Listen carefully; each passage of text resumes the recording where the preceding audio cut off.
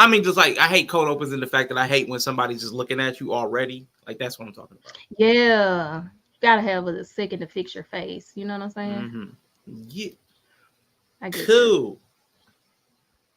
Not both of us with the blue. Hey. Who got the blue? What you talking about? Is your wall blue or is it gray? Nah, Because my it's wall is white. blue. It's white, just It's white. tinting, I Why is it guess. blue? Oh, I okay. don't know. This The my wall color, is the actually light, blue, and they look the same. they do Yeah, kind of look. They do kind of look similar. I don't know yeah, why. I don't know if that's an optical illusion because yeah. of, or if that's just the lighting. Blue light. Blue. Daytime light is blue. You know, Yeah, that's true. so it's Hey probably that. Google, turn office light soft white. Okay, Did that? but it did for like It one still it second, went back and to then blue it for a fixed second. it. It changed it. Yeah, it changed it. Yeah. Yeah, are these faces I see? Hey y'all, what's No. up, Inya? How you doing? We back. We bike. We bike. Right. Yeah, I had to set up my camera. If I'm going to do an interview, like there's a channel that we used to make fun of for interview style. I Ah, couldn't be a I couldn't be a faceless interviewer. with no faces. Yeah. Yeah, And then yeah, like halfway through, I'm gonna move to another spot. Maybe yeah. not even halfway through. So just no, I'm about to teleport. What'd be really fun is an hour into the interview, dropping a link and having like 8 people come up and changing the conversation entirely until you Yeah. leave, and then we keep going for 5 or 6 And then hours. keep going for another 5. Oh Highly shoot! specific. Yeah, my camera gonna be bouncing because it's sitting on the bed. Yeah, Just so y'all know. I'm I'm in the children's room, so it as you is should what be. it is. Yeah. And I have a weird new setup too, so it's not stable. So you might see some shifting, turning. There you go. It's gonna be a lot of that, Okay. but it is what it is. But hello, everyone. Welcome to Critically Drinking, the Pay Ism attention. Show, whatever you want to call it today. I am Yeah. interviewing a vampire lover, and that is Yay. Brie. So I have a lot of interview questions, questions that I've developed over my time getting to know Brie on the internet space. Then I Oh, that have means they're some gonna be very crazy. some of them. Some of them are going to be crazy. Yeah. Some of them are going to be insightful. Some of them are going to be personal. Some of them aren't even really going to be questions at all. Some of them are going to be kind of rhetorical. We're My gonna go on a so-called life in tangent. the building. Hello, hello. I have some because I decided to put them in the banners at the last minute. Mm. So give me a second. I'm not I prepared, people. and you don't play with me. Don't play with it. I try not to roast your vampire preference because everybody got a preference. Okay, I'm just Mm-hmm. I was Eddie Murphy considered attractive at one point in Yeah, history because I was like a kid during that era, so I just wasn't sure if like he was the man. he was considered like people was out here like Eddie Murphy fine. I I'm just mean, trying to make sure I understand like what the understanding of Eddie like he was he was a considered leading fine, man. He was a leading man. But but '90s leading men weren't 90s, always 80s, 80s, 90s fine was a different, you know what I'm saying? It was right. just, yeah. We had Tom Hanks in love movies, and like what was that other guy who wasn't conventionally attractive? I can't remember his name. I think he was in Harry Met Sally, whoever that guy was. I Oh, can't well, remember his that's name. different demographic. But for I'm just Eddie, saying you, though, but they kind of feel the same to me. I'm not saying mm, Eddie Murphy, lead guy in Harry Met Sally, to me, same. Harry Met Sally. Okay. Oh, no. Oh, that's dirty. I know Billy I don't think Crystal. I'm not saying they ugly. I'm not saying Oh, Billy Billy Crystal ugly. Crystal. I just consider them on the same No, level. he's not ugly, but God, dang, that's messed I'm up. just saying that's how Eddie Murphy feels to me. He feels like an average Yeah. normal guy. Like so I'm just hey, I'm not saying that he's not great. But like for me, comedians always fall in their own little space where like you could be Okay. considered an attractive comedian, but it's not like you don't have to look like Brad Pitt to be a comedian. But like funny guys also can be more attractive. So like there's an understanding of why a man who is a comedian would be attractive, but Yeah. it's not to me like a conventional like, oh, he fine attractiveness. It's like No, I he's get very you. funny. Yeah, and he's like a normal looking guy. So then therefore, yeah, like he's attractive, Nah. but yeah. 80s, 90s, I don't think anybody was like what we call fine today anyway. Like people weren't looking for model men. I Like think it there wasn't was until a like it was few like like late action movie 90s. guys, I think, in romance film, not even romance films. I think like Brad Pitt came up in the 90s. Brad Pitt was fine. I don't know what y'all talking about. Again, demographic. I'm Yeah, but specifically most talking about most in the black leaders. community. Oh, okay. I was like most, but like Morris Chestnut was like fine. Like He I feel like was there are like he was not mainstream. So I'm talking about as far as leading men oh, that got but like most, Hollywood movies that were but like black. but most leading Will men, Smith I was feel goofy. like.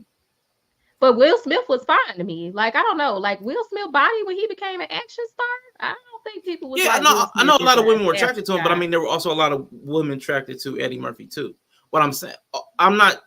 There is and like Brad Pitt, like you said, and Morris Yeah, Chestnut. There is attractive and then there's sexy. yeah, So to be a Hollywood star, you typically have to have some level of attractiveness. You can't be. It's hard to be unappealing and to be a Hollywood star. yeah. Nobody's ugly in But Hollywood, and that's but why. Yeah. to but I also don't think sexy was the thing for black men in the 90s. But it was like Danny Glover and like there was a lot of men back then, 80s and 90s, that weren't what we would call sexy today. Like now, as far as Okay. physicality, there was like Carl Weathers, Yeah, I can because he see was the all cut up. difference because you're talking about like for me when I think of 90s, I don't think of really any black leading people period because I feel like the Okay, 90s was still very whitewashed. So even okay, when you had black people in, let's say, top movies in the 90s, they still were secondary roles or not typically leading. And then you had that side area of just black films where you, like you said, the Morris Chestnuts were hanging mm-hmm. out and like the black leading men. So I think if you're talking about like black people in blockbuster movies, I don't Mm-hmm. think most of them were like, yes, like Yeah, fine, because right, that was left to the leading men who typically were still white in the yeah, 90s. So I can agree there. So like when I started to think about leading black males, you start talking about them little side movies like, very black films. And that's where you'll find like very attractive, conventionally attractive black men. So I do yeah, agree with yeah. that. Like most black men weren't leading men. Eddie Murphy probably was one of the first like for real leading black men, especially like a rom-com. Like that Yeah. was not a To thing. crossover, Yeah, that wasn't a yeah, thing. But yeah, yeah, okay. Denzel was fine in the 90s. Yeah, fine. yeah. But Yella in the still was building. in the pocket though. Wasn't, I wouldn't say he was Yeah. leading Now blockbuster film. Denzel, but again, he wasn't. He didn't get to the same level Eddie did at that time. He wasn't up there. He was still Exactly. was at a. He did I think right when he was getting ready to pop off. I think was toward the end of the '90s. Devil in a Blue Dress. I want to say that was towards Yeah, the end of the '90s, and that's when he yeah, kind of got the public eye. But before that, yeah. like what was it Soldier Story and all that stuff? Nobody wasn't really. That I didn't wasn't know about the man until Preacher's Wife. So mhm. it Preacher's wasn't Wife. until about round Yeah. then when women's like, oh, he fine. Oh, well, hold on. Yeah. But no, I think this is a Okay. good intro combo to. Shit. I have like 6 more copy paste to do. 6 more copy paste. So let Oh, me ask okay. you this question. Today Mm. is Wednesday. How is your week going? How's your day going? What's going on with you? The eclipse was fire. Like I It worked on was Monday. literally. I got off, But yeah, like it was. The clinic closed down like halfway through the day. I do surgeries. So okay. my surgeries were like all done pretty early in the day. So I had time to get home and watch it. So we watched it in the front lawn with my mother-in-law, my father-in-law. We had pizza. It was Mm-hmm. great. So yeah, that was a good start to the week, I feel like. And then yesterday was pretty chill. And then I watched a bunch of wigs today, so that was fun. So yeah, Okay. that's how my week is gone. That's Washing what's wigs up. is like a whole thing. I have a lot of wigs. What's the difference between washing a wig and washing hair?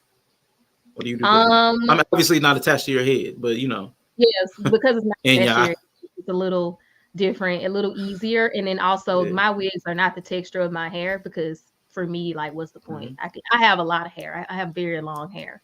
So like most of my wigs are completely different texture than my hair. So it's a little bit easier to actually wash them because synthetic wigs, you either use fabric softener or like dish soap because it's not real hair. And then, with the human hair wigs, they're a little bit more involved. So I still have to style them. But yeah, I put them in a bowl and kind of clean them and rinse them out a lot. And then you blow dry them. So yeah, it's just easier because it's not attached to your head. And they're not my hair texture. So also very easy. Okay. So that's good to know because we had that whole conversation about 4 hours of doing your hair. Man, And y'all was fuck talking about real how hair. long it took. Man. Like, yeah, I want to cut my hair so bad. King won't let me though. So Submit. yeah, I mean, he won't let me cut my hair. So I just will not cut my hair. That's what's up. I didn't know exactly how I wanted to set this up. So I have two series of questions. One's Bree, and one I Oh, guess is the vampire. So I have Bree questions, vampire questions, and then I have a special treat just for you. So I okay. have every now and then, if you like, they need like a little 30-second breather, 30-second refresher. I have because your name is B-R-I, Bree. Mm-hmm. So I have That's not my B-R-I real name. candy. Right. We're going to talk about that in just a moment. So B-R-I. So I like the Right. phonetic wordplay. So B-R-I candy.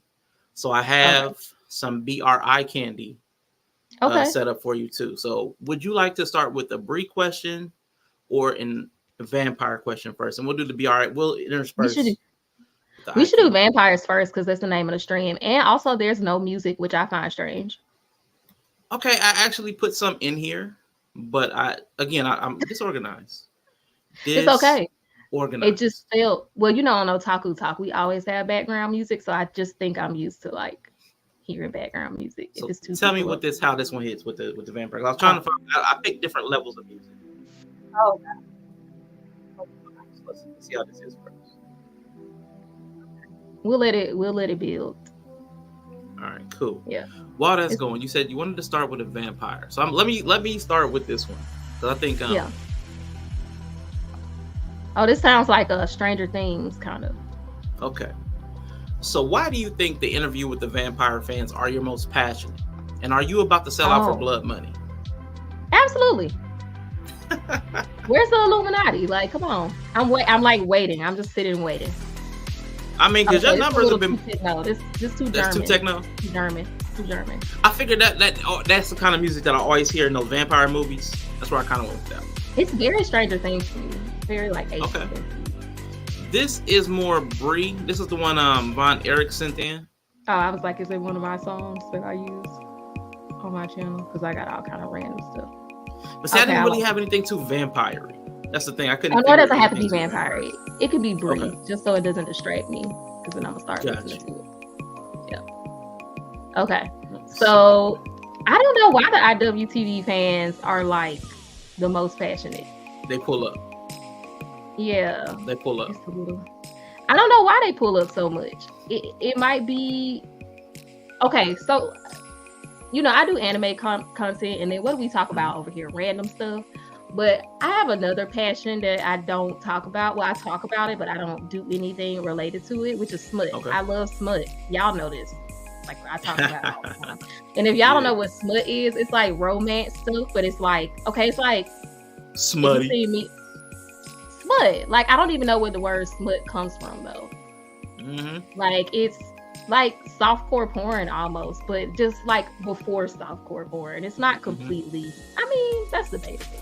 It's in that area, okay? Yeah. So I'm very passionate about it. So maybe the passion just comes out, or it's just smut. Smut lovers are very passionate people, I think. And I think Interview with the Vampire is more than smut because it actually has a good story and very deep character. But that's not to say smut doesn't. Some smut does. So I just think that the Anne Rice universe is a very old source material. So it probably has a lot of fans that kind of just been waiting. And then I just think if you're watching this kind of show, you might be a little passionate. I don't know. Just watching Interview with the Vampire, I don't think people who, I don't know, maybe people who aren't passionate can enjoy it, but there's really no point of it all, right? Like it's kind of, it just feels like it's about a relationship and like the toxic ways of relationship. There is no point. Like this isn't a story about trying to save the world. Like this is just two people together. So I just feel like the audience is just really passionate too. So yeah, I'm absolutely about to sell out because I like anime, but anime fans, let me not. I'm just not. Yeah, they funny. They hate women, a lot of them. I can see that. Yeah, they don't like women. So you start talking about like shonen watchers specifically, really big fans. A lot of them, like they may not say they don't like women, but they don't like men. Like they don't like women having an opinion about shonen because a lot of them still think women don't watch anime or women only like anime because Meg Stallion like anime. So they just have dumb takes. So they don't really like to hear women talking about their favorite anime. So, yeah. Okay. Now, as far as the black support, because you have specifically a lot of black women that pulled up on you. And I was kind of shocked when I saw it. I was like, oh, wow, black women are into Interview with a Vampire. Yeah, like, I was shocked about that. Did that catch you off guard at all?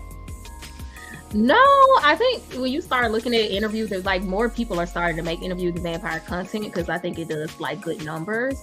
But I no, because I think that a lot of the people who talk about it are white and with white women or like the source material. So it's just it's a very whitewashed. It's starting to change, but yeah. So I just feel like the algorithm is very good at knowing you're black. So it's like, oh, black people want to see black people. So I think the algorithm is good at like sending you to where you need to go. Because I was talking about even on Spotify, like I always get fibroid commercials. Like I'm just like, why? Because black women have like fibroids, like a lot. Like, wow. Like most older black women have fibroids.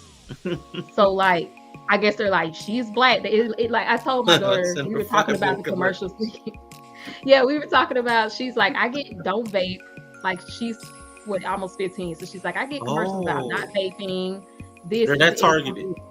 Yeah, it's very targeted.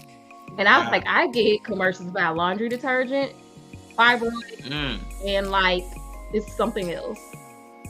So it like knows. So I was like, yeah, they know. That's interesting. Because see, I get a lot of off-base commercials, so I wonder why mine aren't as. I want my commercials to be more appealing. They might not. You may think they're off base, but they may not. It may just be people in your group, something about that you're not relating to. They're just assuming. It's like, I don't have fibroids. Like, yeah.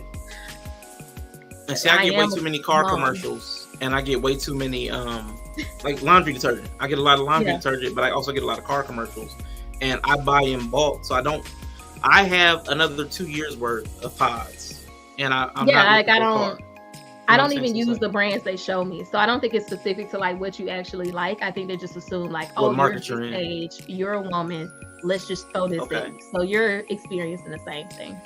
I don't use Tide, but it's always Tide. That's what's up. So my next question, y'all. What's up, Risa? My next question for you. How do we know that you're not already a vampire? You don't. Honestly, if I was a vampire, I would be like, what's that? I'd kill people mercilessly. Like, I wouldn't even feel no type of way about it.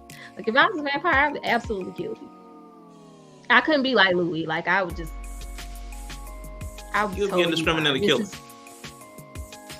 Would I discriminate? Yeah. No. Interesting. If I thought it was delicious, I would eat it. Okay. All right. Yeah. Well, listen, what prompted this question? Well, I'm going to ask you what prompted this question. You know, I tried to do a little bit of research on vampires, and I was looking around the internet, and then this popped up. And I was like, wow, this is from 1890 to 1900. I'm like, that's Bree. That's like, me. Right. I'm like, Bree's been around for a minute. I'm allergic to the sun, though. I am allergic to the sun. But if I didn't send you pictures of me in the eclipse, that's proof that I'm not a vampire because I was outside. Okay.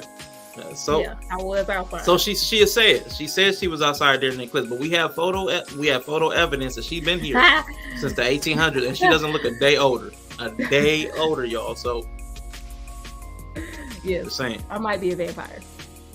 Might be a vampire. That'd be cool. Yeah. But I do. You brought up your name. You brought up your name earlier, and I wanted everybody to know. You said Bree is not your real name, and I actually had that question. Most people don't know what Bree is short for. But tell people where your full name, Briandria Beyonceanella Tiffanisha, comes from. Nah, my real name is Brittany. Like, it's not anything. Like, you'll never find me. I have the most generic first and last name you will ever hear in your life. You'll never find me. Like, you probably like, it's fake. But I have a spiritual name too, and it also starts with BRI, so they both start with BRI. So that's why I just go by Bree. Yeah, I just go by Bree. I like that. That's cool to have that kind of like synergy going.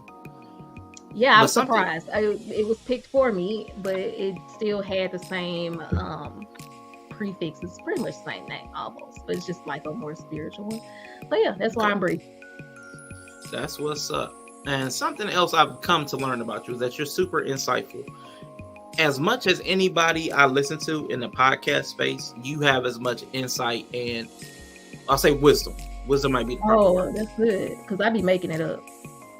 It's a lie. You can't. Other than life advice, would you consider doing something more focused on self-help or for others to share your knowledge? No. No. Why? Because I don't want to. That's like a responsibility. No. Yeah. Because if you give somebody bad advice, then it's your fault. But you don't give bad advice. But if it could be bad for the person, I don't know. Y'all get it. Y'all gonna have to figure it out. I'm gonna tell people is like, go explore. I'll send you people who say what I agree with. I think that's like just as helpful. Come on, and y'all help me out. I be sending y'all stuff. If I watch JP, I just sent a video today that I was watching. I agree with a lot of what that priestess lady said. I'll send stuff that I watch because a lot of it is just like listening to different perspectives and then exploring. I don't think anybody's. I'm trying to think when I like changed my life. I don't think anybody said anything to me that really changed my life. Okay. So I think changing your life, that's the worm into the room. I think changing your life requires you to just want to change it, or shit just gets bad enough where you just go on a journey. And at that point, you don't even care if it's like good advice or not. You just be like, I just gotta do something else. So I think real change don't even come from like somebody just telling you some shit. For real. I can kind of see that. We were just talking about rock bottom, and I shared that video. Like so bottom. I mean, I think you're right. I think you're right. Should I push people to rock bottom faster? Would that be useful? No, because then that would be complicit. Like it'd be like, oh, Bree's the reason I failed. So the same way you don't want to give bad advice, you probably shouldn't help people fall faster. Hit rock bottom. Okay, well, I hit rock bottom mentally, and that's what changed my life. Yeah, I think that's probably actually it. Hey, that's actually, but see, that's the insight and the wisdom I was talking about. Like people, they already know the answers, they just don't want to do the work. Yeah. So no, I'm not gonna do any kind of podcast trying to help people. Because okay. I mean, but what about writing a book or being a coach? No, I'm good. I don't think I have the attention span to write a book, and I don't want to coach nobody either. You want to be a femininity coach? I'm a femininity coach. I don't think I'm feminine enough to be a soft life. Soft life. I don't think I'm soft enough to give soft life advice. Vibrational plates. No, I don't like cooking. I don't think she did either. That's why I think it was on paper plates. Hey, look, I'm just saying, I don't think I'm in a position to give. I'm too wishy-washy. Like, I change. I'm very moody. I don't really, like, I'm liable to not like people. So if I'm a coach, what if, like, could you imagine being a coach and being irritated by your client? Like, that would be you. That would be me. And then I would just, like, not answer their calls. Yeah. Because I get avoided when I get, like, that. Yeah, I'm not built for that. Speaking of people hitting rock bottom, you have seen a lot of people fail. Little ways, middle ways, big old ways. Mm-hmm. What's the common thread, Bree? Is it awareness? Is it ego? Is it fear? What is it? How are we failing? You gotta fail. It's being a noob. I feel like failing is part of being a noob, don't you? I mean, like, if you don't know what you're doing, ain't you gonna fail? Process. Place gonna be vibrating. Yeah, I think you're supposed to fail. If you've never done something before, why on earth would you think you would be successful? Like, I don't know. It's just a weird thought. So I think fail is like normal. I think people put too much stock on their first go round, but you should just be kind of expecting to fail. But then you understand, like, you're supposed to do it anyway. But like, I'm probably gonna like make a huge mistake, and then like, what is failure? Yeah, so like, you should expect to be really bad at stuff you've just never done before. So yeah, that's why a lot of people fail. Yeah, I like it. Now, I know you are a Christian. You gonna keep saying communion. Okay. If you take communion, yeah, is Jesus turning you into a vampire by giving you immortality, like his gift of eternal life? Am I immortal? Gift of eternal life. You drink his blood, and then you have eternal life.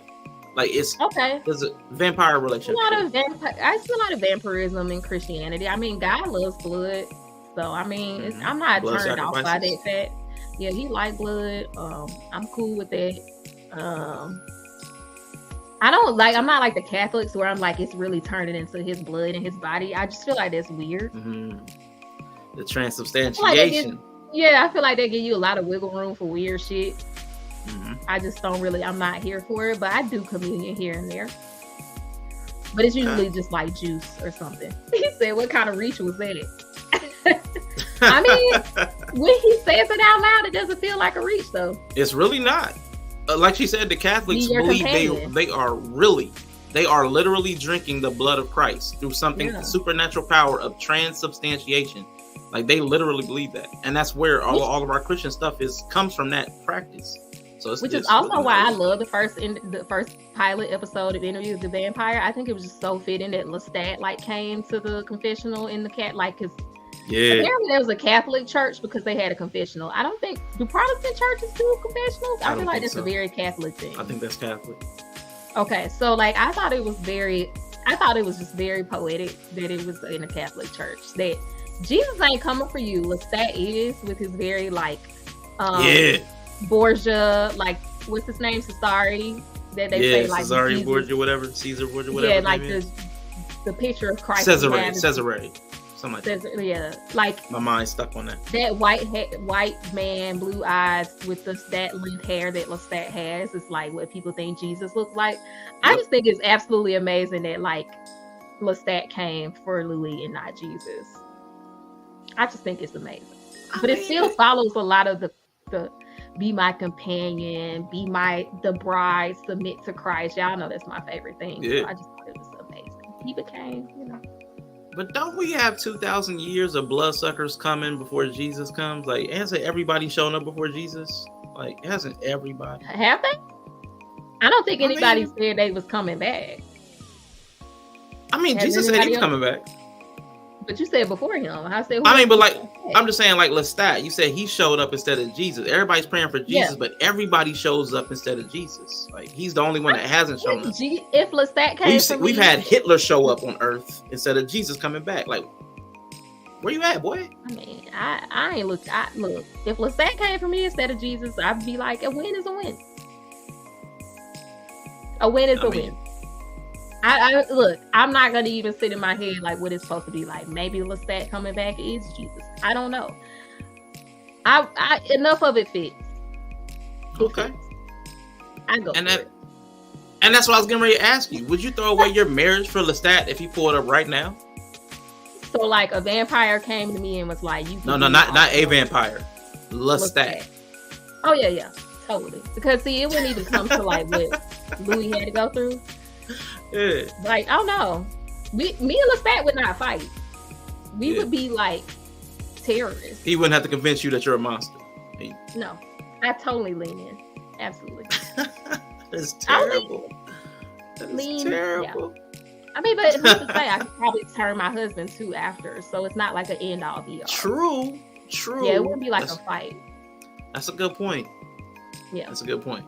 Yeah, dynamics are different once you cross over. And then when my kids turn 18, they can be turned Okay. That's not a pick Lestat or my family. That's a good point. Yeah. Okay. It's gonna look different, but yeah. But yeah, I totally run off with him. Jesus came back in the form of Jade Cargill. I don't know who Jade is. Is that a wrestler? It has to be if she feels like she's that amazing. Because he generally hates women. So okay. So yeah, it's a woman wrestler, but she's strong. She is strong. Woo! Boy. For those who think she is trolling, she ain't. Nah. I'm not trolling. I say that with a straight face. You did. So let me ask you this question. Because you talk about a background in color theory. What color is your soul, Brie? I don't know. What color would you give it? What color would you think it is? You would think I would say pink, but I don't think it's pink. I don't think it's pink either. I don't know. My favorite color is pink. And lavender, actually. Which this wig is like probably my favorite color because it's like pink lavender. It is. Wow. See, I knew you weren't truly a pink fan. I knew. Something told me it's lavender. Like in the middle pink. I just like been trolling us the whole time. It depends what we need pink for. Like if it's on my skin, I like this kind of pink. I also like there's another one. But if you're talking about brand and graphic design pink, I like a more bubblegum pink. So it just depends on what medium it is.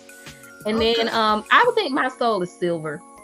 Silver. Maybe. It might be silver. It's probably a matte finish silver or like a chromed out glossy. Yeah, I think silver. it's like chrome, like Busta Rhymes, Janet Jackson's. Okay. Lavender. What color is yours? Blue. Nah, if it's not black, like a bubbly black, like oil, like the tar pit. If it's not tar pit black, then it's probably like a burnt orange. Okay. Like that Austin, Texas. You probably don't know about football. That it's a burnt orange. It's like a sunset. I like a nice late into the sunset. Orange. Yeah. So isn't it obsidian that's like black? Yeah, because they used to make the scrying mirrors with like obsidian. I think so. Which is yeah. So obsidian. Okay. Yeah. That's kind of an evil color. I mean, not evil. But, sometimes that be there, but yeah. That's how you make the portal to hell in Minecraft. Just so you know, you need in Minecraft. Yeah. But it's also the scrying mirror thing. Yeah, it's a very like magical thing. The scrying mirror is your phone. It looks like a scrying mirror, Oh, the black mirror. Oh God. Yeah, it's black mirror. That's the scrying. Like in Snow White, that was a scrying mirror. Yeah.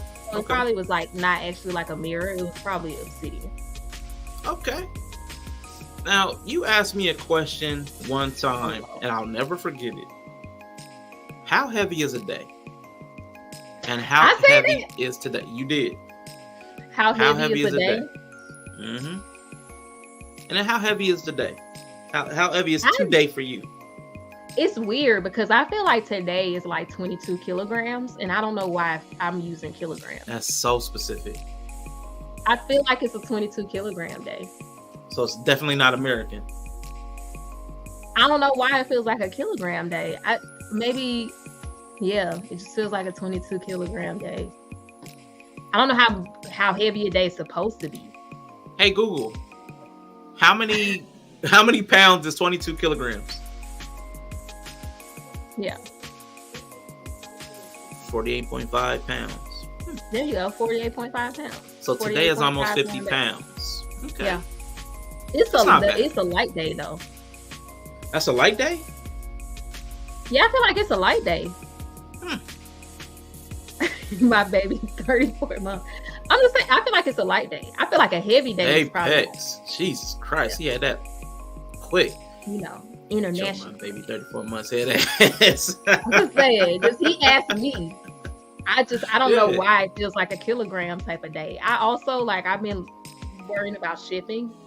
So most of my shipments come in kilograms. Been immersed in that, so it's been coming up kilogram. China. Yeah. China. Okay. Yeah. And I always hate how it's a set number in kilograms and you gotta convert. It's a 15 kilogram box. I'm like, what the fuck is that? What is that? So, We're American. Right. Now, Bree, if you were a fanger, would you keep a human pet or a vamp tramp? Which one would you keep? Humans or vamps? As I gotta pick playthings. I think at first I would keep humans, but they die fast probably. They're very fragile. Yeah. It's probably like having like goldfish, you know how they be dying? Yeah. And you eventually just like, I'm like either done with fishes or you like, I need to get a more like a fish that's gonna live a little bit or like a turtle or something. So I think at first, but hopefully you would get like a companion, which is like to me a vamp tramp. Well, not a vamp tramp, but like if I was gonna get a vampire, it would be a companion. And then we would like have human pets together. Okay. Do you think Claudia was a version of a pet? Like a forever pet? For Louis, I mean, she wasn't supposed to be, but most vampires aren't really interested in like creating vampires that are not their companions. So that was different, I think. The fact that Louis wanted to create a vampire as like a daughter figure, and I think that's part of why Claudia struggles so much, because Claudia, most people like would bring you into a vampire life wanting you to be their partner, and therefore you would kind of have this companion constantly and this emotional support and this like, thing like that. So if you bring somebody into that and you're not going to be that person for them, then you created a monster. So I feel like Cookie was wild. Yeah. So I would have a companion. Like I said, if Lestat turned me, I would also turn my husband. Okay. And a vamp tramp is that vampire that you kind of, you just keep and smash whenever you're ready to smash? Yeah. Yeah. They got those the vampire. Too. Yeah, they're not their companion, because a companion is like your life vampire partner. Yeah. Or for like at least a few hundred years. For a few hundred. I think they say Armand and Louis were been together 77 years by the time we meet them. So that's a long that's time. Like not but I don't think for vampires it's super long. Ooh, that's a long time. Oh god. It's probably just like 7 years for them. Yeah. That's still a long time though. Sorry, just he's like repulsed by it. Yeah, oh god. Such a long time. But again, if you've been around hundreds of years, 70 might not be. 77 years, not like I think Armand's like much older, so I don't even think that's like that's nothing for him probably. Yeah. Is there a game, Bree, that you dominate or one that you lose consistently? Like a video game? Video game, board game, card game, just something that's like game related. I play Overwatch, but it's like 50-50. Okay. Because that's generally like 50-50 or a little bit over. But I don't really play other like I don't really like board games. My kids like them, but I fucking hate board games. And I don't really like card games, so I'm not really I'm a gamer. I'm a video gamer. So is there a game that you're more dominant in, or like that you completely suck at that you still play, or do you have to be kind of Yeah, it's gotta be. Like I'm not if I just completely suck at it. I mean, there are game types that I'm not good at. Yeah. Probably. And so I just don't really care for them. I don't like walking simulators. I don't like those battle games where you have to fight, because I'm not good at those games. So I don't really play them. And then a game that I was just like really good at would be boring to me. Yeah. And me too, Mr. He said. That's like a nerf for vampires to be like you can't come in. Gotta be invited in. That's the dumbest rule. Like maybe it was like a law they came up with, but if that's just like part of vampirism, it's a huge nerf. It's kind of weird. That's weird. But it's kind of cool too. Like you need a limit to that kind of power. Otherwise they take over everything. So they had a peaceful thing where they were drinking the synthetic blood and stuff, and there were benefits to just merging into society with humans and stuff like that. I thought that was cool. Okay. Now, Bree, you're a vampire. What do you keep in your coffee? Hot Cheetos. Hot Cheetos. What else? Hot Cheetos. That's it. Just hot Cheetos. Snacks. Okay. Probably my phone, because I like to doom scroll. Okay. Shout out in the chat if y'all like doom scrolling. I like to doom scroll, so probably my phone and hot Cheetos, Takis. Okay. Yeah. Takis. So just some snacks and your phone. That's it. Yeah. Okay. I try to eat chips in the bed, and King gets so mad about it. So yeah, I keep chips. Like when I was a nurse, like I would come home from my shifts and eat chips in the bed until I fell asleep. So a lot of times, like I just fall asleep with a bag of Lay's or something in my hand, open. Like, sometimes my hand would be in the bag when I fell asleep, because I would just eat chips until I pass out a lot of times. So I'm either gonna like doom scroll until I fall asleep or eat chips until I fall asleep. Okay. I mean, it's strange. It's your coffee. It's your coffee.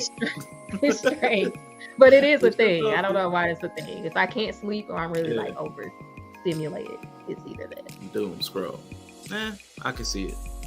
Yeah. Now, I want to say last year we discovered that some people hear an inner voice, but some visualize their thoughts. That's weird. Tell me in the chat. Right. What'd you say about the chat? I want to know in the chat, when y'all read, do you hear your own voice inside, or do you like not hear a voice? Like, I want to know in chat, when you read a book or something, do you hear your own voice in your head as you're reading, or do you not? Yeah. Or do you like see everything? Like, does everything get visualized, or do you like, again, like you said, the inner voice? Yeah. I want to know. But you also had the ABC conversation, which I thought was quite interesting. You know, the ABC versus ABC. That was interesting. That still pisses me off to this day. As it should. But my question for you is, are people more complicated than we give them credit for? Not everybody. Oh boy. Just some people like real simple, and it like pisses me off. Like I'm really accepting that some people just don't think it don't be that serious. Yeah, some people. I don't think, and AI has taught me that people aren't as complicated as we think we are. Oh, y'all know I love me some AI chat. AI be pulling cards, so I don't think people are as complicated as they think. I also believe in archetypes, so you can't have something like archetypes if people. If people were that complicated, you couldn't come up with archetypes that work. You couldn't come up with zodiacs. I mean, all of that stuff proves that we're not as complicated as we think we are. You don't? Okay, another normal person. Thank you. Normal? Yes, normal. The normies hear voices. That's weird to me. I just don't understand the utility of that. Like, it's slowing you down. It makes you read slower. Like, I don't understand. It just doesn't have a benefit to read that way to me. So I just don't understand. It's weird. Like sometimes, like when I read the comments, a lot of times I just read them, but I know I don't even know what frame of mind I'm in. Sometimes I hear them. Sometimes I hear it in the person's voice if I'm familiar enough with their voice. So it's like I'll read it in their voice, and I'll hear their voice in the words. It's not even something I'm controlling. It's just something that sometimes automatically I'll hear their voice speaking the words, as opposed to I gotta plug my laptop in. I'll be right back. What do you think? I hear my own voice unless I'm reading a character. Then I hear the voice I think goes with the description. Yeah, so I kind of do something similar, which is kind of weird, but I definitely do not control it. So while Bree is getting reset, anybody that's with us, I found out that Bree might actually be a vampire. When I was preparing for this, I found an old photo. And if you didn't see it, this was from 1890. This is a photo from 1890. So it was in the collection of, what's that? W.E.B. Du Bois. Du Bois. You don't do the French. Du Bois. So I found that photo from 1890. She looked just like Bree. So I don't know that Bree has or has not been alive. I can't say. This is 1890. Y'all hear some comments in the people's voice? When I read to Madison, I do voices of the characters, but it's purely for entertainment. Okay, I respect that. Vampires are parasites. I like it. Dr. Quantum in the building. What's up? Wow. Jit. I mean, Bree might be a vampire. I'm just saying. I'm just saying. I might not be. Yeah, she a damn vampire. Damn vampire. Y'all have doppelgangers. So while she is plugging her laptop in, I'm looking for one of the questions. Let me see. Boom, there we go. I need to move that up.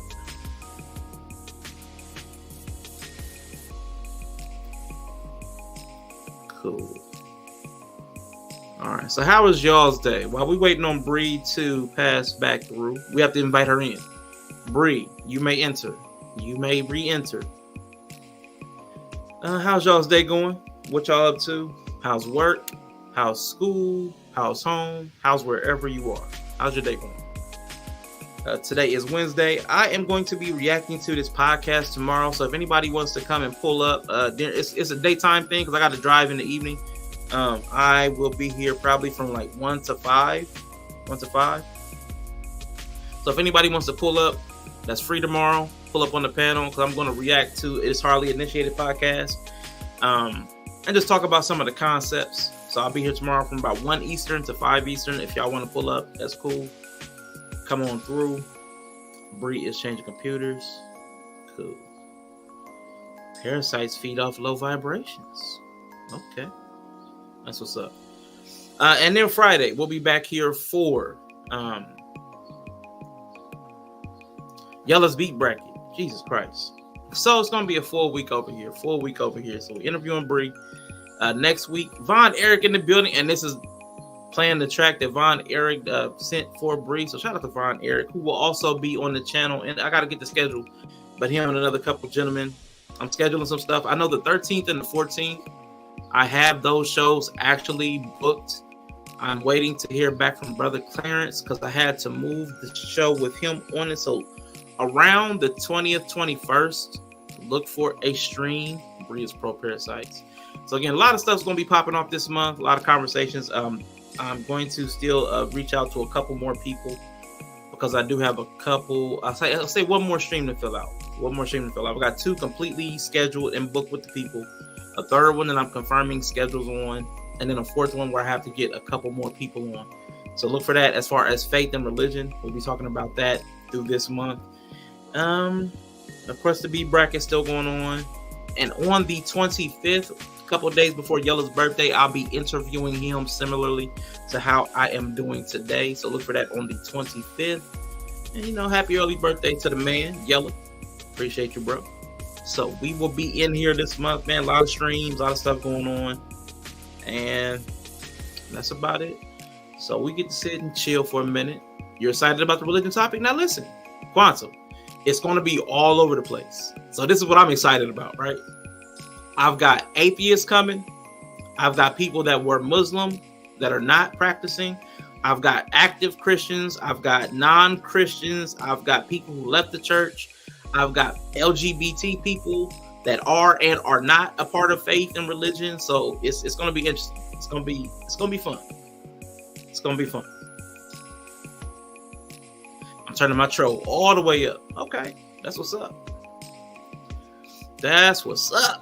I'm looking forward to that. Welcome back. All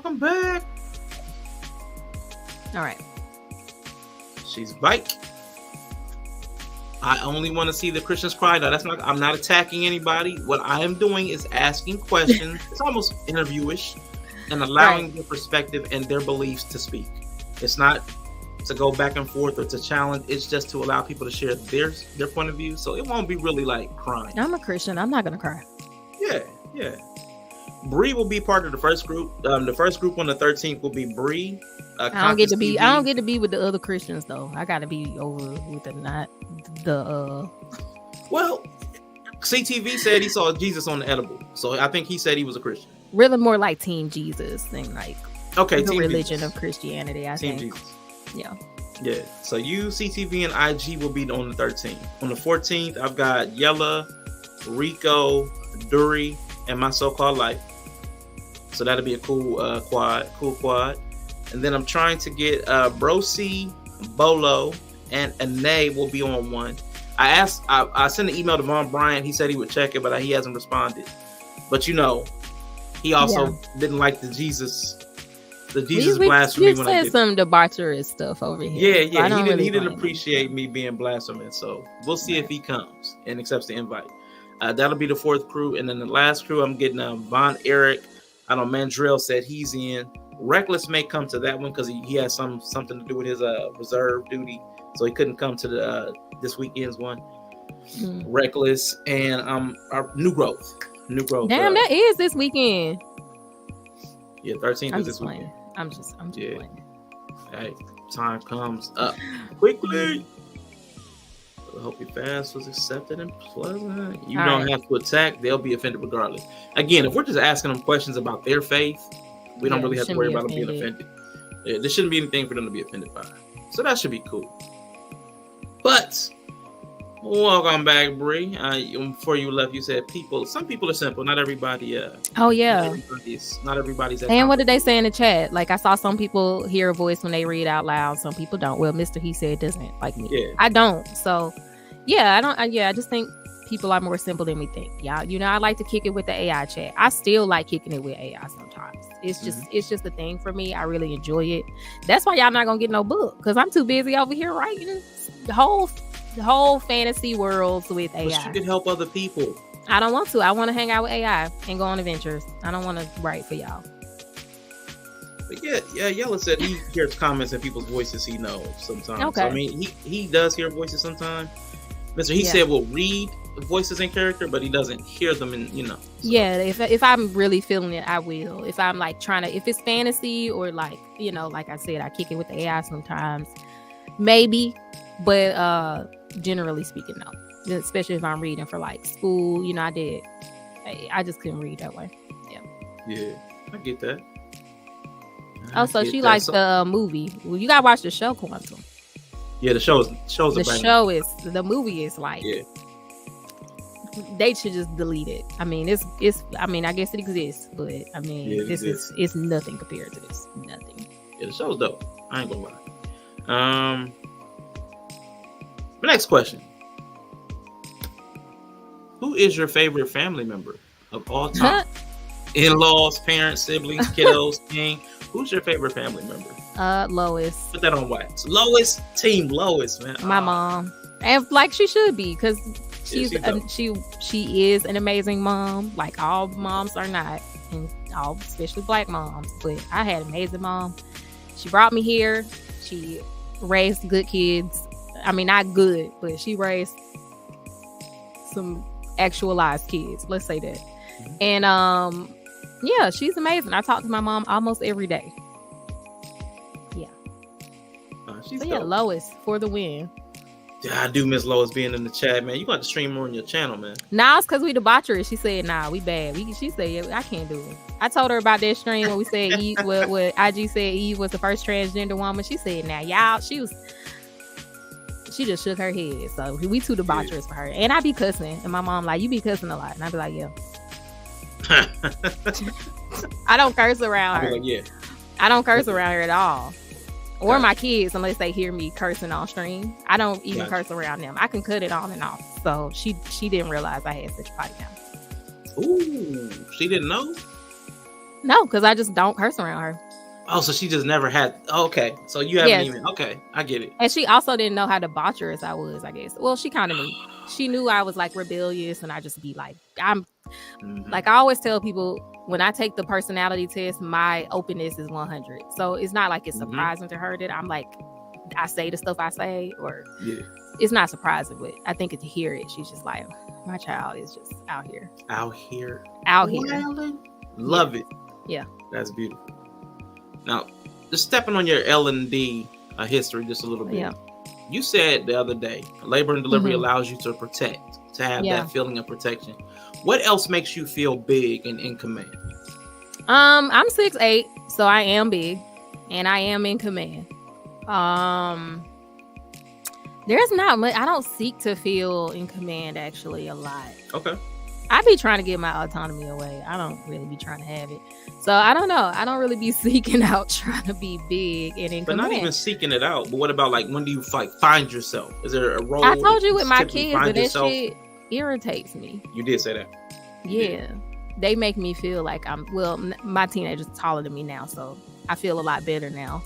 But let me see something else. I think when I go to vendor events, because I have my clothing brand, and like I get to go to, I don't feel big because of my clothing brand, and I don't feel, there's like imposter syndrome. But then when I meet other people who are like, just like, wow, you did this, it reminds me that I'm doing something, because I don't tend to like feel like it's a big deal, because I like to do a lot of stuff. I dabble, I'm an explorer, so like I just be doing stuff, so like it never feels like a big deal to me. But then when people be like, what, that's crazy, like then I feel like, okay, look at me doing something.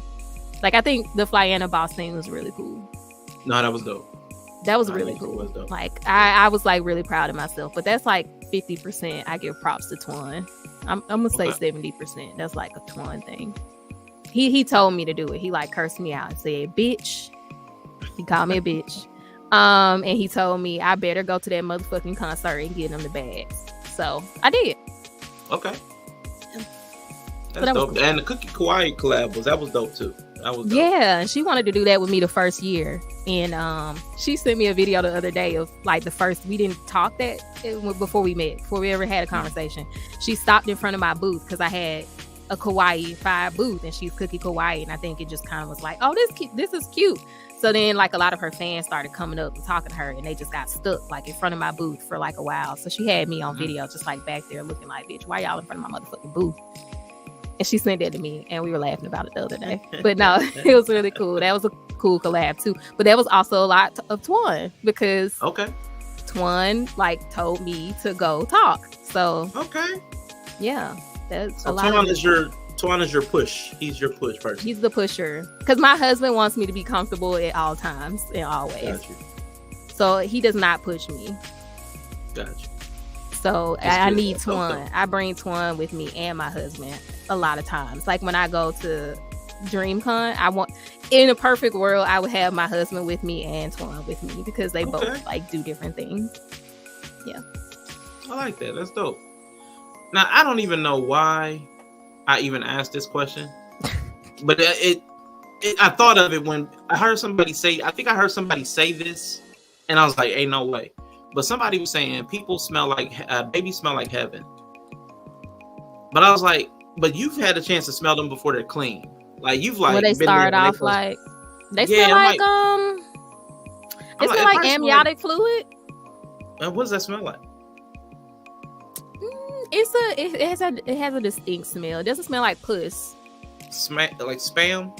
No, it's like it's very light. I would say pee smells stronger than amniotic fluid, unless they have chorioamnionitis, which is like an inflammation of the amniotic. It's an infection of the amniotic fluid. Now that reeks. But amniotic fluid is very light smell. It barely is a smell. I think for a person who's never been around birth, you probably wouldn't even register it as a smell. It's like one of those things that you have to be around it enough to be like, I smell amniotic fluid. Oh, that's the smell of amniotic fluid. Yeah. Okay. I can smell amniotic fluid. You probably would just not smell it. It's so light. Got you. And that's what babies smell like. All right. Even when they poop on themselves, the baby poop doesn't have a smell. Just too new. Brand new person smell. Yeah. They don't. It doesn't smell good, but it doesn't smell like anything, and it doesn't smell like puss. I know some people be like, do they smell like vagina? No. Nah, I wouldn't have thought that. I would have never guessed that. It's just a lot going on. I just like with the blood and like around that area, I just would assume they don't be that bloody though. When I've never watched a live birth. I've only seen the movies, and they always come out slimy with some like blood looking stuff. It's slimy. I wouldn't say they're not really too bloody. It's not like a horror movie or anything, unless they like bust out of that thing prematurely, like C-section babies, or like, I got stories. As soon as you said that, I pictured the alien movie. Nah, because sometimes the babies they will bust up out that uterus the wrong way while they still inside. Oh, no. You try to kill themselves. You're like, okay, this baby has kicked a hole in the mom's uterus, and now we gotta rush to save it. Yeah. I can't believe I almost was a labor and delivery nurse again. I'm just like thinking about it. It's kind of crazy. It's kind of crazy. That would have been dope. I love it though. Like if I had to do it, like let's say King left me because he got tired of my shit, like I'd be okay going to be a labor and delivery nurse again. That'd be cool. Yeah. Now, obviously, as you read that, you're violent and aggressive, which is why you and Yella are twins. I don't even have a question. I don't even have a question. My brother-in-law said I'm aggressive the other day, and I was offended. I was shocked and appalled. Bree, the aggressivity is up. It's like, not. I didn't even say nothing. I asked my husband a question, and he just said, "Why she so aggressive?" Bree, my response was, "Why you worried about me?" That's aggressive. That's not aggressive. That's aggressive. That's a response. That's aggressive. If you call it aggressive, I call it inquisitive. Okay, that's fair. I'm not aggressive. I think I am. That's why I don't think I could do the soft life. Like I don't know if being not aggressive is part of soft life. See. So I don't think I could ever be soft. Sorry. Nice. Gotta reformat this question. So, most of y'all don't need softness. Y'all need. Never mind. Don't do that. Never mind. Don't do that. Don't do that. I stopped. I stopped myself. Oh shoot, nah. I think some of us do though. Oh, you see that Yella? He talking about us and my team. Yeah, I'm talking about y'all. Why am I catching straight? You know you aggressive. He don't understand us. Don't worry about us. Keep going. Anyway, I seen that question. Where are you, Team Edward? Where are you, Team Edward? Y'all know I love me a smoldering white boy. Of course, I'm Team Edward. I love me a little emo white boy in the corner. So yeah, I'm Team Edward. That's ridiculous. Why? Okay. He toxic. He was. I like Edward. I just watching that movie back is so funny. But even reading the books, I just loved Edward's character. So I don't know. Of course, I was Team Edward. Like Jacob was doing too much. Jacob, and then when he imprinted on that baby, I said that's when it got weird for me. That can never not be weird for me. I know they try to be like, well, she's kind of weird. Okay, like it was weird. Nah, that wasn't. It was weird. Yeah. Yeah, I was Team Jacob up to that point because I'm like, he actually cared. Yeah. I liked him at first. You know, the idea of a warm-blooded person. Mm-hmm. You know, at this point, we weren't sure if vampires could lay down the D, which I'm still very curious about the lore of that. Like, how does a vampire get an erection? I'm not really sure. Yeah. Because if they're eating the blood, is it like going into their circulatory system, or is it just like in their stomach? Because right, that's a good point. So then how do they get an erection? I don't But it has to go into the circulatory system because even to consume, you need like blood to work the muscles. That's what I'm saying. I thought it was just like magic. But even if a vampire could get an erection, which in most vampire lores, they be smashing. So like, that's fine. I can accept that. But to get somebody pregnant, that's crazy. That's crazy. That's crazy. I'm sorry. The DNA got to be all fucked up. Even if you could. It's just, that's crazy. I mean, that's crazy. That takes away the whole point of that was stupid. Let's move on. It really bothers me. You're right. You're right. When you think about it. Yeah. I wouldn't have let Edward impregnate me though, even though I'm Team Edward. He was rich though. So hold on, let me hold. We don't believe you. Right.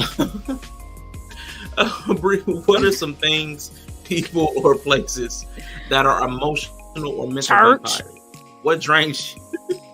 Church. I can't stand going to no church. Well, I like the non-denominational churches with all the white people. There's a thing. The white people. They be so free. Like, they don't be caring about nothing. Like, you come in there doing whatever, wear whatever. Like, they be for real, like, come as you are. The pastor be having all jeans. Yeah. I like them churches where they sing that real white folky music. Hillsong stuff. Oh, Jesus, you're amazing. Yes, I love those churches. They're great. They cause very, like, they don't take a lot of mental energy for me because it's, like, dark.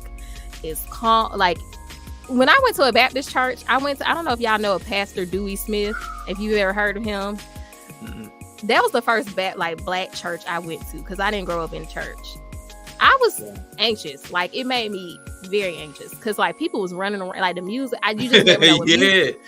You didn't know what music was going to come on. Like, and then when the music come on, you like, okay, like, are we just doing like a real quick little music thing, or is this finna turn into a whole breakdown, and then like turn into a whole Holy Ghost shuffle moment?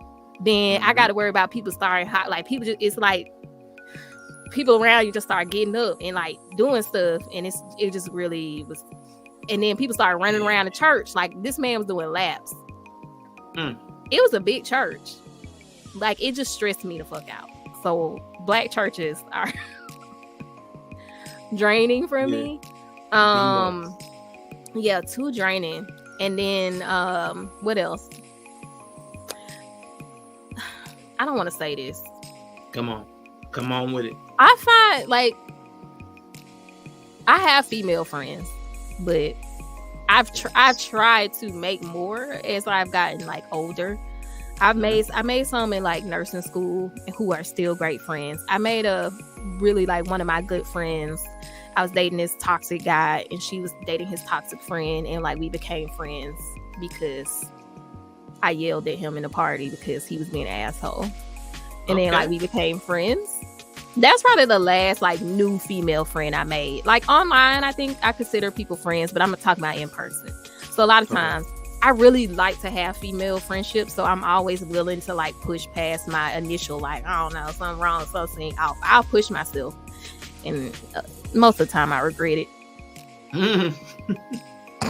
I feel like you're trying to say that women are emotional vampires without saying women are emotional vampires. I don't know, because the reason I'm not saying it is because like I have a very low tolerance, so I don't know if like what they're asking of me is too much, or if I just have such a low tolerance. I don't think they're like necessarily asking for stuff crazy, and I think most women are I think most normal women have that energy to give each other. But I don't think like me. I don't think I have it, so I just feel like for me it's too much. Like I know men. I usually hang out with men. Like I like hanging out and talking to men more, but I'm married, so I can't really like be doing that. So then, like, I've tried to find, but I'm not used to the female friendship dynamic, I think. Yeah. Okay. I mean, that's totally fair. And you don't want to say it. That's absolutely fine. There's a lot of women who are totally happy with the dynamic and they don't think it's draining. So, I mean, that's fair. Because you're not being honest, we're going to go ahead and take our first BRI candy break. Oh, okay. Just need a little 30-second refresher. 30-second refresher to, read a little quick reset. It won't take long at all, y'all. But, a little BRI candy. Yeah, always want me to say some little toxic stuff. It wasn't even toxic. I just be tired. Yeah. But shout out to the vampires and the fang bangers. We'll be right back.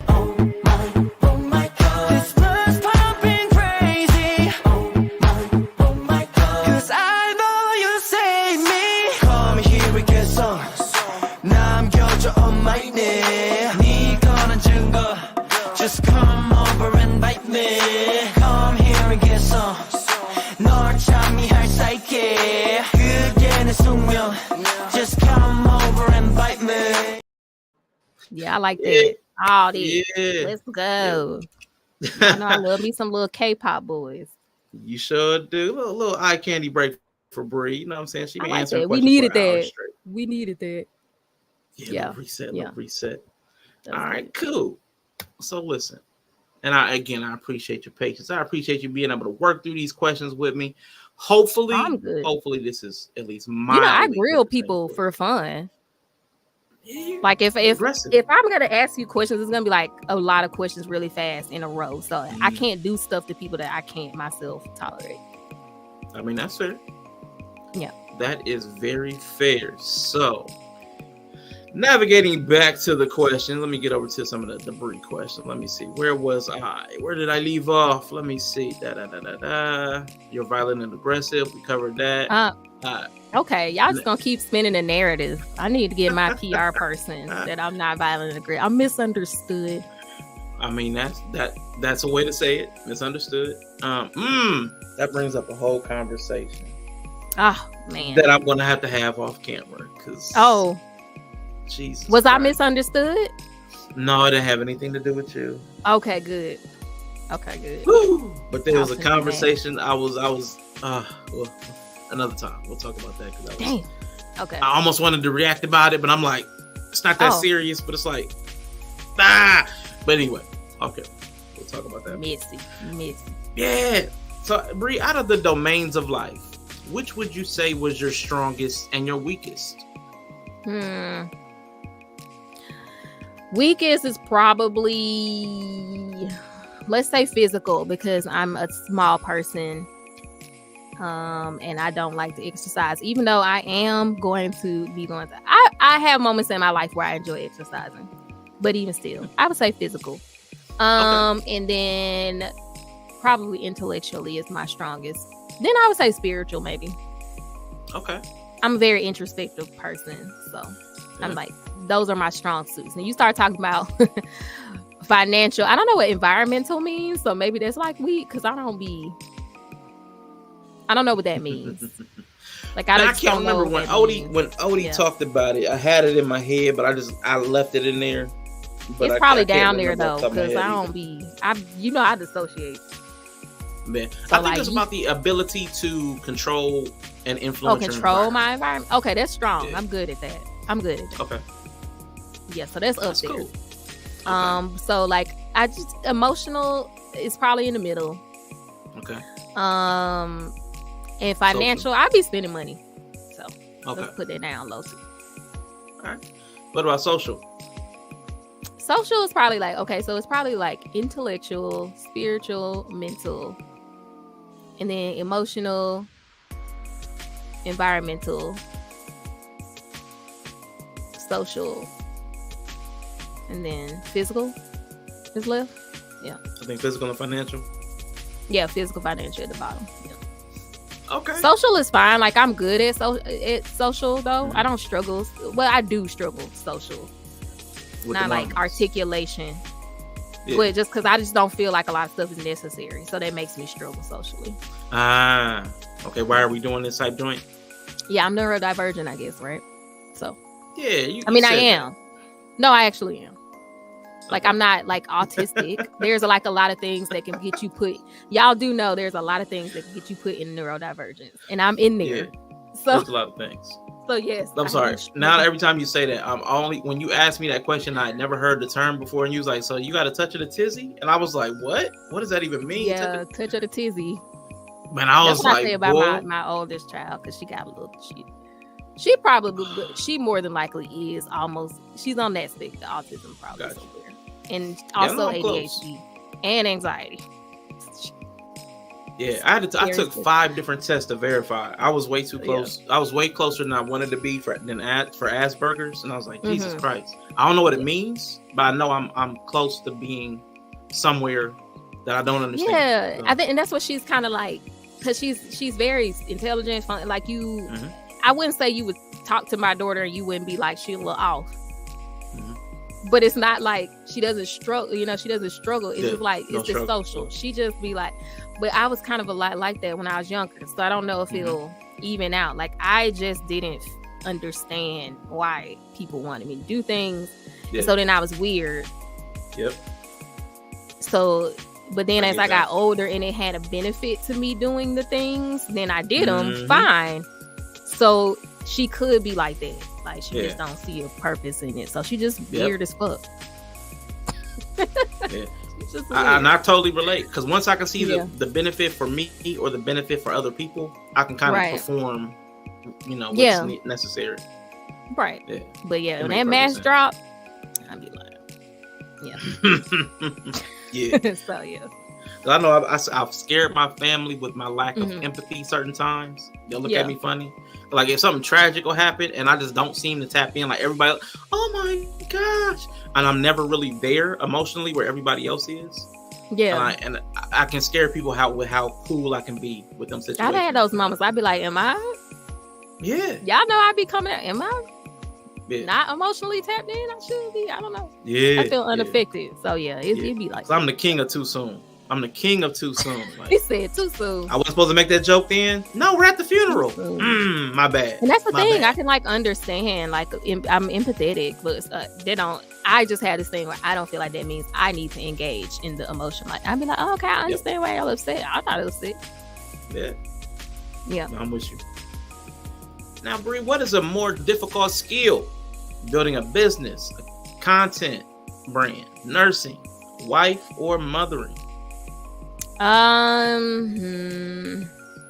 wouldn't say biz or content. That's easy. Like you can find YouTube stuff for that. It's a toss up between wife and mother. I'm gonna put wife. Okay. I'm gonna say wife. That's the most difficult skill to build. Okay. I don't know if it's even a skill. I think that's why it's difficult. Because it's not a skill. What do you think it is?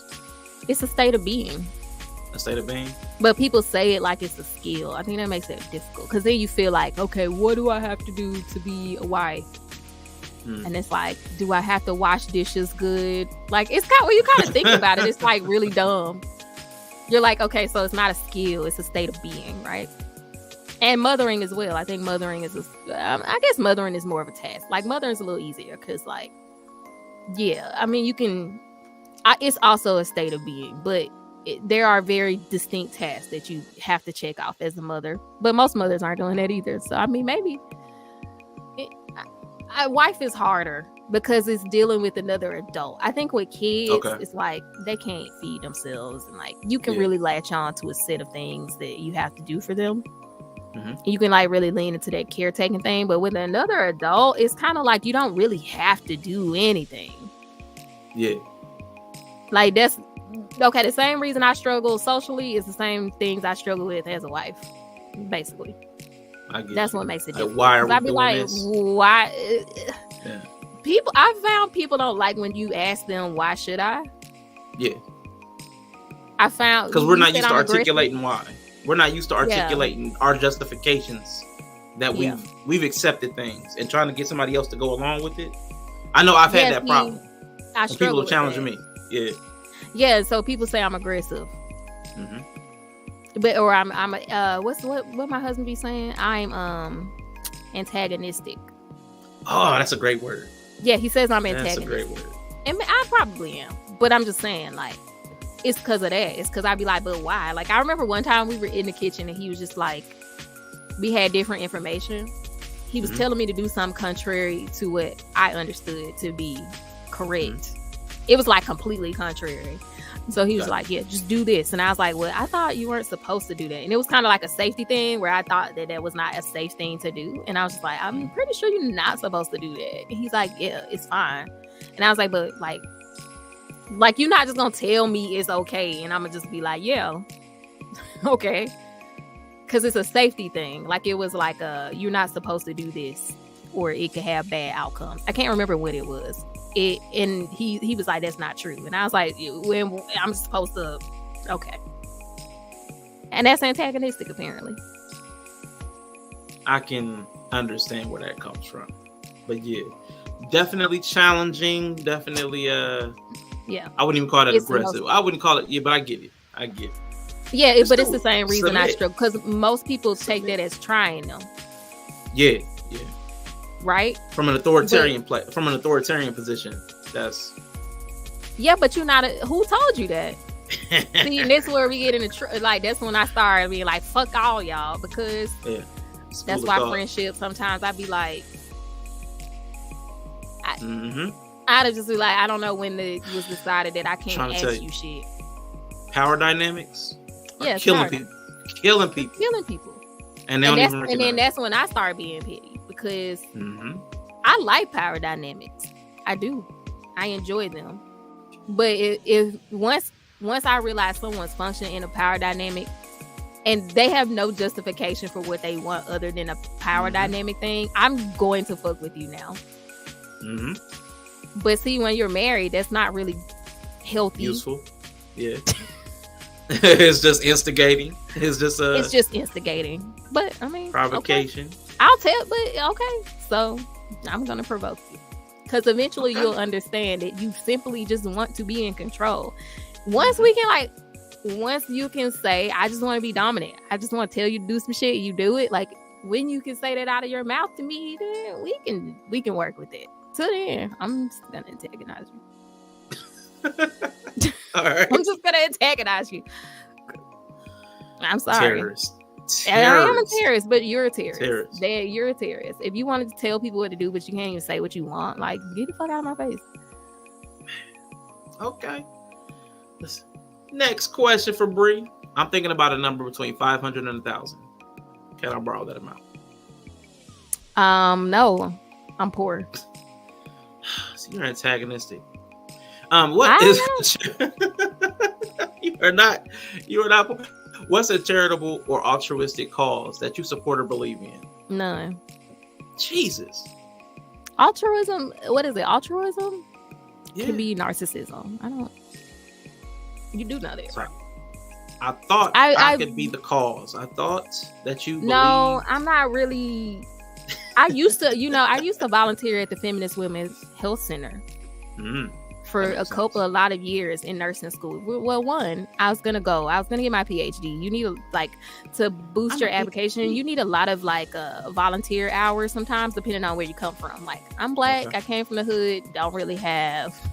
I gotta bolster my application. So I did a lot of volunteer work first couple years of college.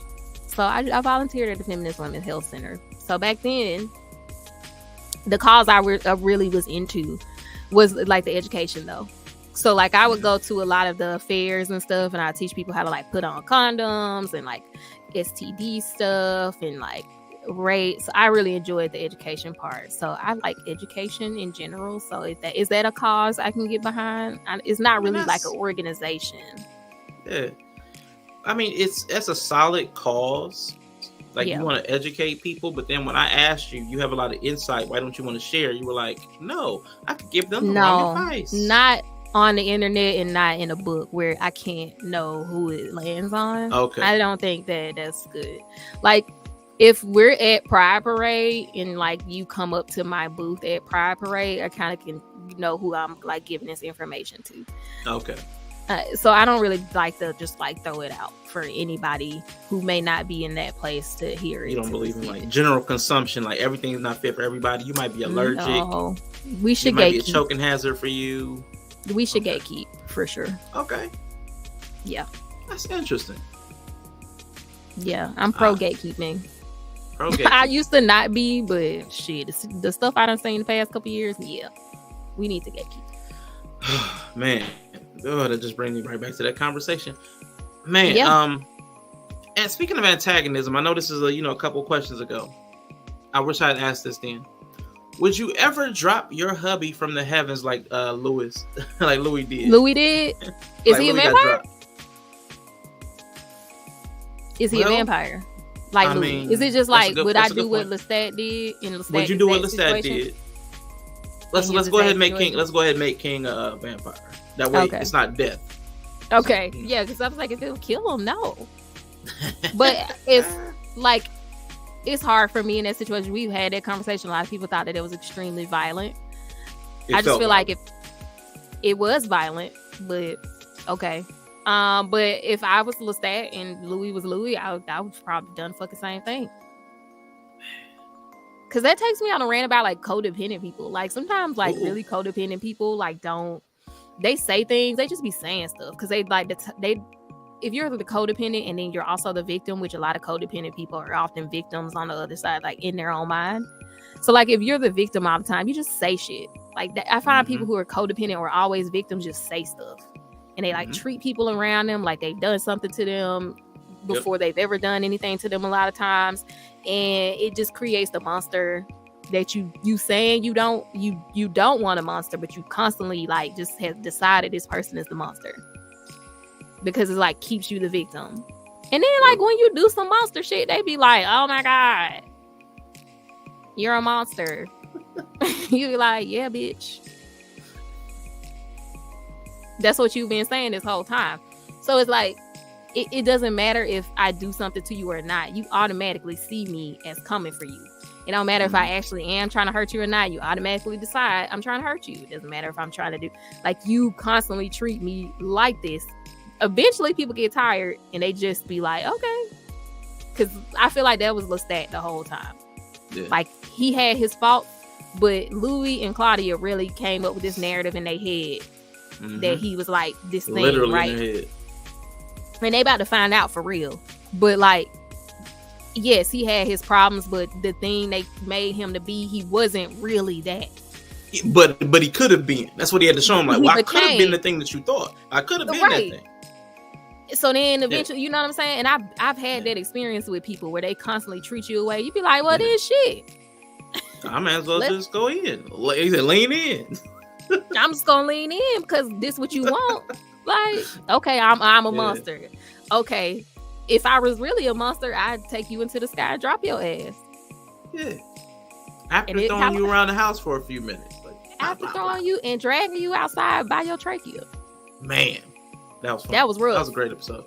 But That was a great also, episode. looking back on the first episode, he really was playing a little sad face because you saw me in monster form, like before you even decided to be my companion. Yeah. Like I showed you the monster that I could be. Yeah. I punched a hole in a priest's face. Yeah. That was I'm crazy. not at the house doing this to y'all.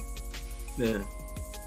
So yeah, that's sorry. That's my codependent victim mentality rant. Like I No. just can't stand people like that. That's a good one. Yeah, and mean, I people need to have hear something in me that makes me like I lean in. So that's why I said like if I start to feel that way, I will absolutely just go ahead and implode the relationship. It's called So you could- aggression. So you could be right. No, it's love. Yeah. That's what they all call it. That's You what they want to be all right. say. You want to be right so bad. Now I can definitely see how me and Yella are twins because Yeah, exactly. that's totally. It's a We love. saw that. We saw no because when we were doing that AI couple thing, and he did a really good job using his words, Mhm. and everybody was like, "Nah, you're playing. You're not really like that. That's not who you are." And then he did the monster version. Everybody was like, There it everybody was is. happy. Everybody was Yeah. happy. Yeah, That's what everybody wants. yeah. Yeah. So Lestat was making Louis happy. Let me be who you want me. No, that's fair. Yeah. That's fair. I can see that. Yeah. Man. Okay, so flipping it out like in real life, we talk about relationships all the time. In real life, though, doesn't Yeah. the person who's kind of like being baited into being something they don't want to be, isn't it their responsibility to keep that wall up or to walk away from that relationship? Like, isn't it like instead of leaning in, why don't you just walk away altogether? Like, Well, isn't a good it's dynamic. because it's already a codependent relationship, so you're Okay. not typically gonna walk away. That's the whole thing mean, about the that's codependent. It's like one person can't both people are both be like one person can't be codependent by themselves. It's Yeah. like that other person is codependent, and they kind of feed whatever that victim mentality is that the other person has. So if it's a codependent relationship, you absolutely probably will do it. not. No, They don't have the tools, or it wouldn't be codependent. it wouldn't be codependent Right. in the first place. And because a lot of people don't like you when you won't let them be codependent with you. That's Because a true. lot of people in relationships most people think a healthy relationship is a codependent relationship. Yeah. So, yeah. Speaking of codependence, Yep. if you could offload a task and an emotional labor load to King, what would they be? A task and an emotional, Yeah. like So I got a lot something of like a little tasks. task, like a little physical labor and an emotional labor. What would those things be that you would pass on? I can only pick one task because I got a lot. Yeah. Yeah. One task Um, and then one emotional load. one task.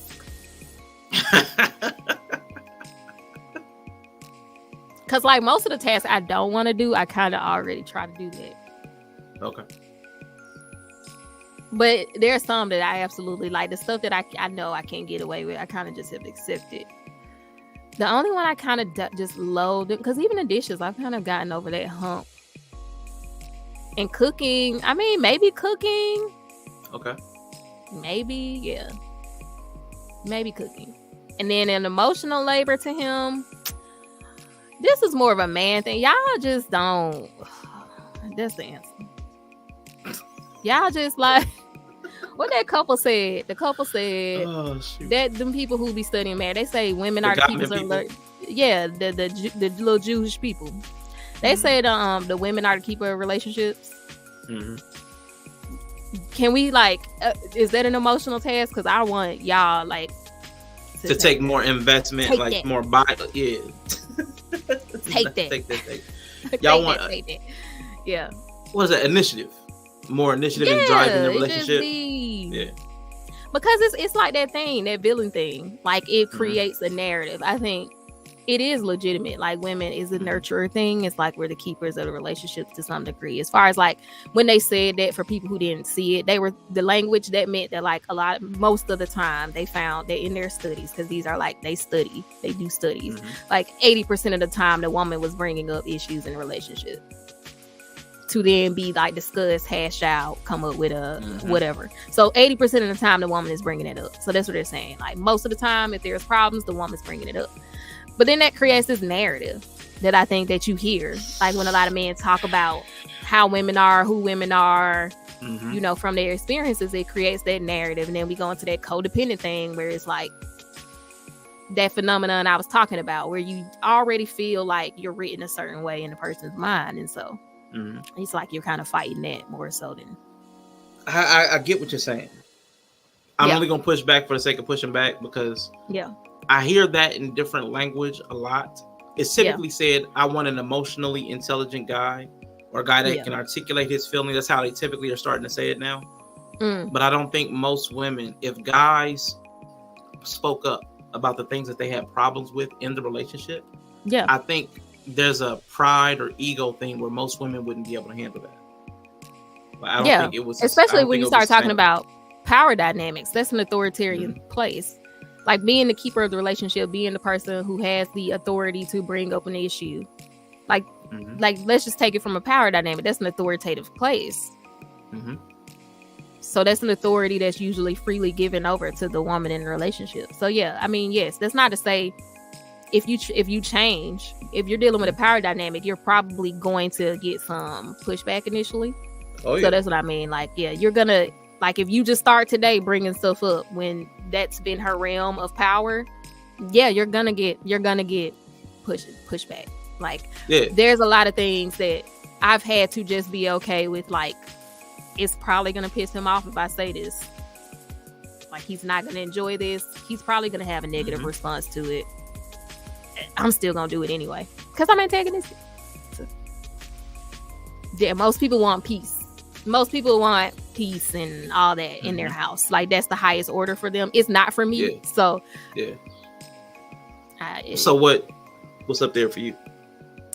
The highest order for me is more like respect. So even though I'm very antagonistic, I'm not gonna, like, if I know something particular is seen as disrespect for you, like, I'm not gonna call you out your name, I'm not gonna slap you, you know, I'm not gonna yell at you. Like, some language in some, because of power dynamics, I understand that even if I say it nicely, it's just gonna sound away sometimes. Like, if I'm talking down to you, which means I'm authoritative, like, and you gonna feel like I'm talking down to you, probably no matter what I say. So, like, I understand that. So there's a line. So that stuff I can't really control. If I'm calling you out on something, probably not gonna like it. But I'm not gonna disrespect you. I feel like respect, and then it's like growth. It's kind of higher to me than peace, because I don't feel like the two can kind of exist together all the time. You don't have any aversion to conflict? No, I like friction. Like Esther said, we like friction. I like friction.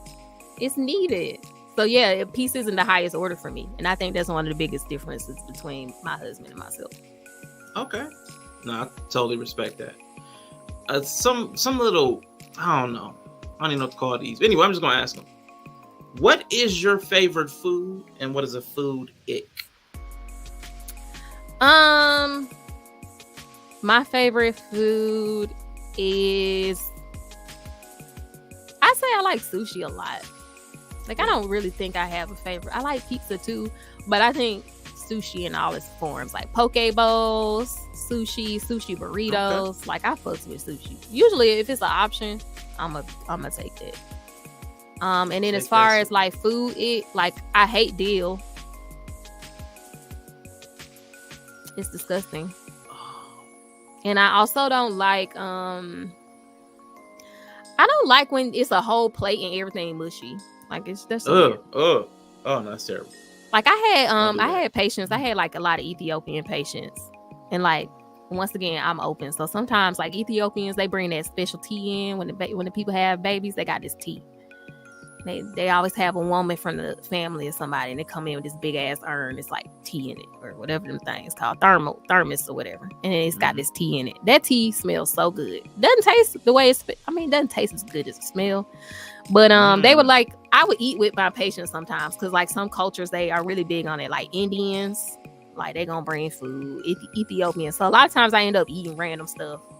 Like, you want some? I'd be like, sure. So I found their food to be a little mushy for me. I'm like, everything just mushy. I didn't really care for it. Like, it was seasoned well, but it wasn't my preferred seasoning. I actually like Korean seasoning blends. I find them to be like more to my palate. And Indian food as well. I didn't really like the like I had this yogurt dish. It was just, I don't know. It's just like some stuff don't feel like it's supposed to be cold. Like it was like the yogurt I would expect to be cold, but then what they had, I don't remember what it was with the yogurt. It just felt like this is weird. I didn't like it. Okay. Now, because I know I don't think either of these work for you. Ranch or mayo? What? Like white stuff. I know. I don't eat Alfredo. My mother-in-law made some like Alfredo stuff. I'd be trying sour cream. I let my husband and my oldest talk me into trying sour cream the other day. I almost, I don't like white sauce. Really? I don't know why. It's something about this white. It's not that it's white. It's not, but it's whatever it is. Ranch, mayo, sour cream. There's something about white stuff. I try all of them. I want to like them. There's something different about it that I know, but I don't like none. It's gotta be the color. It's gotta be the color. I don't like none. It's gotta be the color. I don't understand why that taste needs to be added to things I eat. But it's not even the same taste. Is it the sour base? cream, Is it ranch, the cream and base? mayo? They're totally different. I don't know. I like cream. I put cream in my coffee. I think it's the color. I think you have an aversion to consuming something that's white. It's just I don't like certain color food either. There's certain color food I don't. But I do like. Okay, like I can do like I like cheese. So if you like the whiter white cheeses, like mozzarella, provolone? Yeah, I like. Okay. I don't like provolone. I like ricotta. Okay. Like I like white cheeses, soft cheeses. Like I don't know. Maybe it's just the white sauces. White sauces. They don't add like they're usually too thick. I think it's the cream. Like I just feel like it's too thick. It dulls the palate. Yeah, you gotta cut it. Like it's just gross. I like more acidic food and more spicy food. So I just think that's like the opposite, right? Acidic and like spicy. The opposite of acidic and spicy is probably cream based. Yeah, like, yeah. Creamy and rich. Yeah. Thicker, yeah. Fucking like that. I hate Chardonnay too. Okay. Which usually pairs well with those things. That makes sense then. It's just something about your palate. It's a palate, yeah. It's a palate thing. That's what's up. We're doing a real quick, man. BRI candy. What's this one gonna be? Is it different? You're gonna see. It's gonna be different. Yeah. Is it Kai?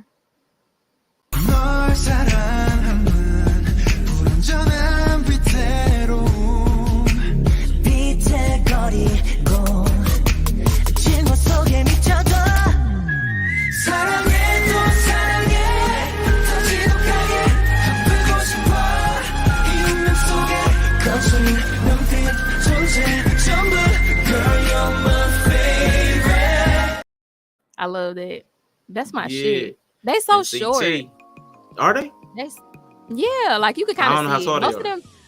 I think most of those K-pop stars are like 5'8". Like Kai is like, I mean, that makes sense.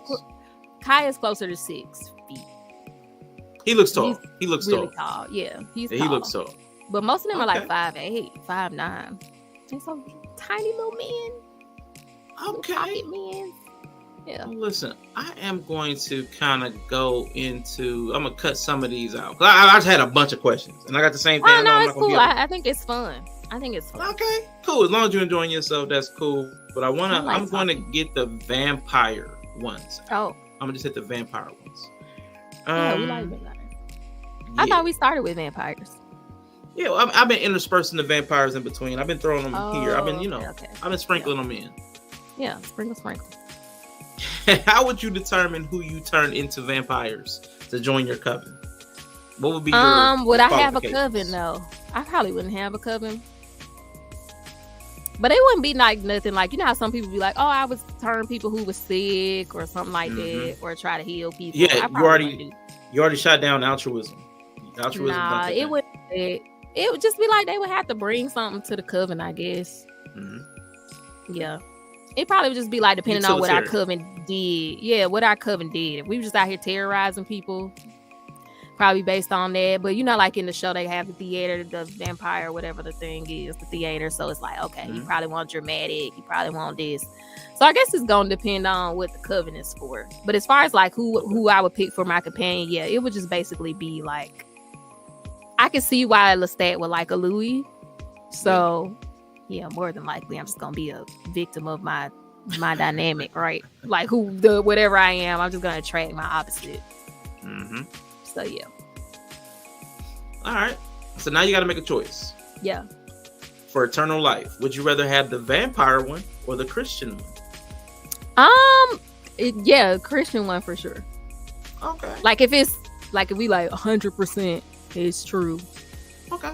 Like, because vampires always start complaining about, oh, people I love die. I've seen the world change. True. It becomes boring after a while. I think all that would be true. So yeah, if I could go kick it with Jesus and them, I don't know what the Christian eternal life supposed to be. Like, I know what people teach it's supposed to be, but it's like, okay, New Jerusalem, which some people say it's in heaven, but then I'm like, is it really? I don't really think it's in heaven. So like, we're gonna be kicking it on the new earth, and we go to the temple sometime to kick it with God. That sounds cute. So like, if it's that, I could do that. Okay. Yeah, I don't want to be in heaven. Yeah. I know I don't want to be in heaven, but people don't think about that. Like, okay, because a lot of the stuff you enjoy as a human, you wouldn't do in heaven. Like, no, that would be gone. No smashing, no eating, nothing. Take Earth out of it. It's really not a lot to fucking do. That's why they was fighting. They was trying to get down here so they could get. It's an experience, like the 3D experience. It's like an experience that is wanted. That is like a cool experience to be able to manifest material. Experience other beings like in a body, like that is a experience. So if you take Earth out of the picture, it's not really a lot of shit to do, but throw a stage a mutiny against God. I mean, and see, that's what I wonder though, because I know they say you don't have like death and sickness and pain, but there's gotta be something valuable. You shouldn't, but that's what that's always been my problem. Like, there's a whole lot of physical imagery shot from but it's like not a physical streets place and gates, and I saw so that's why I think it was goofy when they was like, oh, would you have the same husband? You ain't no husband. Y'all people ain't smashing in heaven. Smashing is like a earth thing. It never. But what if? Okay, hear me out. What if it's actually better in heaven because you can actually incorporate yourself with another person? So as opposed to like the physical friction, we have like the totality of. I felt that intimacy. In a dream one time. It was cool. See? But even in the dream, I was in a body, and then I got to experience the spirit in interacting with the body, and that was cool. But yeah, I think it's more of like a frequency thing. Of course, I'm not saying there aren't experiences maybe in heaven that are great. I mean, it just sounds like without Earth, it really ain't shit to do. It just sounds like that's why God made it in the first place. He was like, you know what? Yeah, let me just go ahead and y'all can stand around and worship me all day. Like, it was for his pleasure. Like, I think he just like, it was for his pleasure. And then I think it was kind of like all the rage. And like the angels was just like, oh, that's kind of cool. Like, and like people was coming to kick it in the garden, like in the cool of the day. They was walking around. Like, I feel like spirits is just like, let's go to the new spot. God made this club. Like, we could do shit. We could walk around. We could have bodies. It's kind of cool. Yeah. I don't think there's a lot to do with heaven. So no, I don't want to just go to heaven. No, unless you're on the council. Like the heavenly, like okay, the ones he be talking to, the people he be talking to. Yeah, he's like, what we gonna do today? Like that might be cool. But yeah, I can see that. I'm trying to smash. Like perfect smashing sounds great. I'm with just that. saying. Is there anyone you would yeet once you have powers? Your vampire, do I hate anybody? Your apex predator. You can yeet anybody. I mean, I'm gonna yeet people because I gotta live. So yeah, I don't think I would attack a group because then it becomes a hate crime. I feel like all groups have like terrible people. So maybe just like I try to find, because like there are people who I think, you know, I always be like the gene pool bag. So like, but then they probably don't taste good though. Maybe not, but maybe you're like a more of a blood type person as opposed to their quality of character. You know what I'm saying? Like maybe it's like I prefer A, their B. blood doesn't taste like that. Yeah. No, if I could yeet anybody, no, I would probably only yeet people who wanted to be yeeted, so they can keep their insurance policies. Like Angel of Mercy. Yeah, I mean, if I liked them and they like also wanted to be yeeted, I might help them. Okay. I mean, that's interesting. They can keep their like insurance policy. They don't have to. That's kind of altruistic. Yeah, because But I gotta like them, so it's not completely like it's not like anybody. It wouldn't be a service. Like I just have to like pull up on you, and be like, oh, you kind of seem like you want to get out of here. Oh, like Lily and Paul. Yeah, it's like you seem like you kind of not really into hanging around too much longer. See, now you're trying to push people to the rock bottom again. I'm not. They're gonna be gone. That's not rock bottom. It's just death. It's just death. Try to sound like you're trying to get out of here. I mean, because I think that's kind of what Louis' situation was. Like when I watched it back, I was like, I don't think Louis was coming out of that evening alive. He might not have been. Once y'all were talking about it, when I was listening to you and Twine, I was like, that actually makes some sense with the Lily. And you know her life, and then him and his life, and everything that happened. It actually. I think he said that too, right? I think he said he wanted to die. I feel like he said something. Yeah. He did. He did. Yeah. So I think Lestat knew that too. So I mean, it kind of changes why Lestat even kind of forced the issue, also, because people just had this one view of him. But he probably could just hear Louis saying, like, "I'm just gonna off myself." Yeah, I could see stepping more assertively into somebody's situation. If you already know where they're going to throw away their life or they're on the verge, I might as well. Yeah. Especially if he felt like he loved him, or he was like, I'm really into this person. Or even if he was interested. Yeah. He's just like, nah, I can't. Nah. Come on over here then. Shit. Waste yourself. Yeah. Okay. Oh, that's so sweet. Like I wish somebody like loved you enough to punch a hole through a priest's face. Like that's kind of hot. That's kind of hot. He came and got him out of the church. He did. He did. Saved him from the Lord. Saved him. He saved him from the Lord. Louis Brown's been turning his life around. Y'all don't even know. Man, he was boy. That was a scene though. He was in there hurt. I don't think he was in there hurting. That level of despair. I thought it was even better since he was a black man to see that kind of scene. In the source material, they said it was pretty much the same almost as the source material. I'm not sure. Yeah. But the fact that he wasn't written as a black man, so I mean, you just would have seen. So the fact that they changed him to a black man, it was just like I ain't never seen. I mean, that's just crazy. That was crazy dope to watch. Yeah. No, I enjoyed that. So now I'm gonna put another limitation on your vampire powers. You can only turn one person every 25 years. Are you turning Twan, King, or someone else? Oh, that's easy. I would turn Twan because he'd be with the shits because he's debaucherous. And then like I would have to leave King because the kids aren't adults yet. And I wouldn't be able to be around. So like he probably have to hang back just for a little bit. Okay. But Twan to be like, yes, girl, like, come on, let's be vampires. That's actually he'd be thoughtful. into it. That's thoughtful. I mean, because then your King gets to get older as the girls are getting older too. So it's not like they get older than him. Yeah. And then like, I wouldn't be able to be around them. So, I mean, that would kind of just be selfish to take both parents. Yeah. Twan would absolutely be ready. Yeah. Ready. Okay. Yeah. What would annoy you more? And I may as well add to this now because I didn't think about this.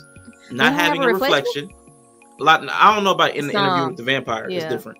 But you know, some of the vampire lore, they don't have a reflection.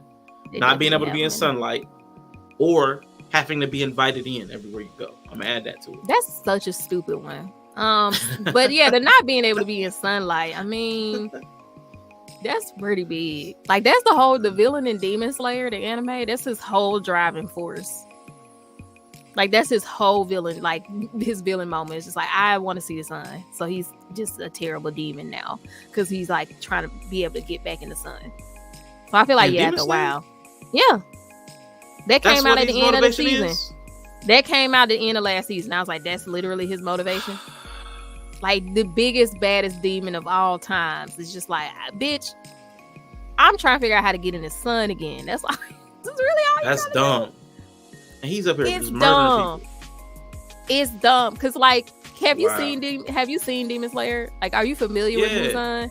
Like, the list he going to because he's trying to find his flower, and like I think he was thinking it would be able to give vampires the ability to get in the sun, and so he's like on this mission, and like along the way he's killing people and all that because he's a demon. It's just like, damn, I was kind of like, that's it. Yeah, because when he was in that little kid body and took out the people that was his parents or whatever, I was like, that was crazy. I didn't remember that part about the sunlight. For whatever reason, because when the spoiler alert, if anybody here is watching it, but like when Nezuko didn't die or whatever, he was like, yes, finally. And I was like, oh wait, I remember that. Yeah, okay. This is the whole drive. But I'm like, knowing people, like how we go back to people are simple, like that'll be enough for some people. You're right. But yeah, I was kind of let down by that. It just was a letdown. I thought he was gonna have like a revenge story or something, but he just wanted to get back into the sun. He just trying to get back in the sun. So yeah, I think that. Yeah.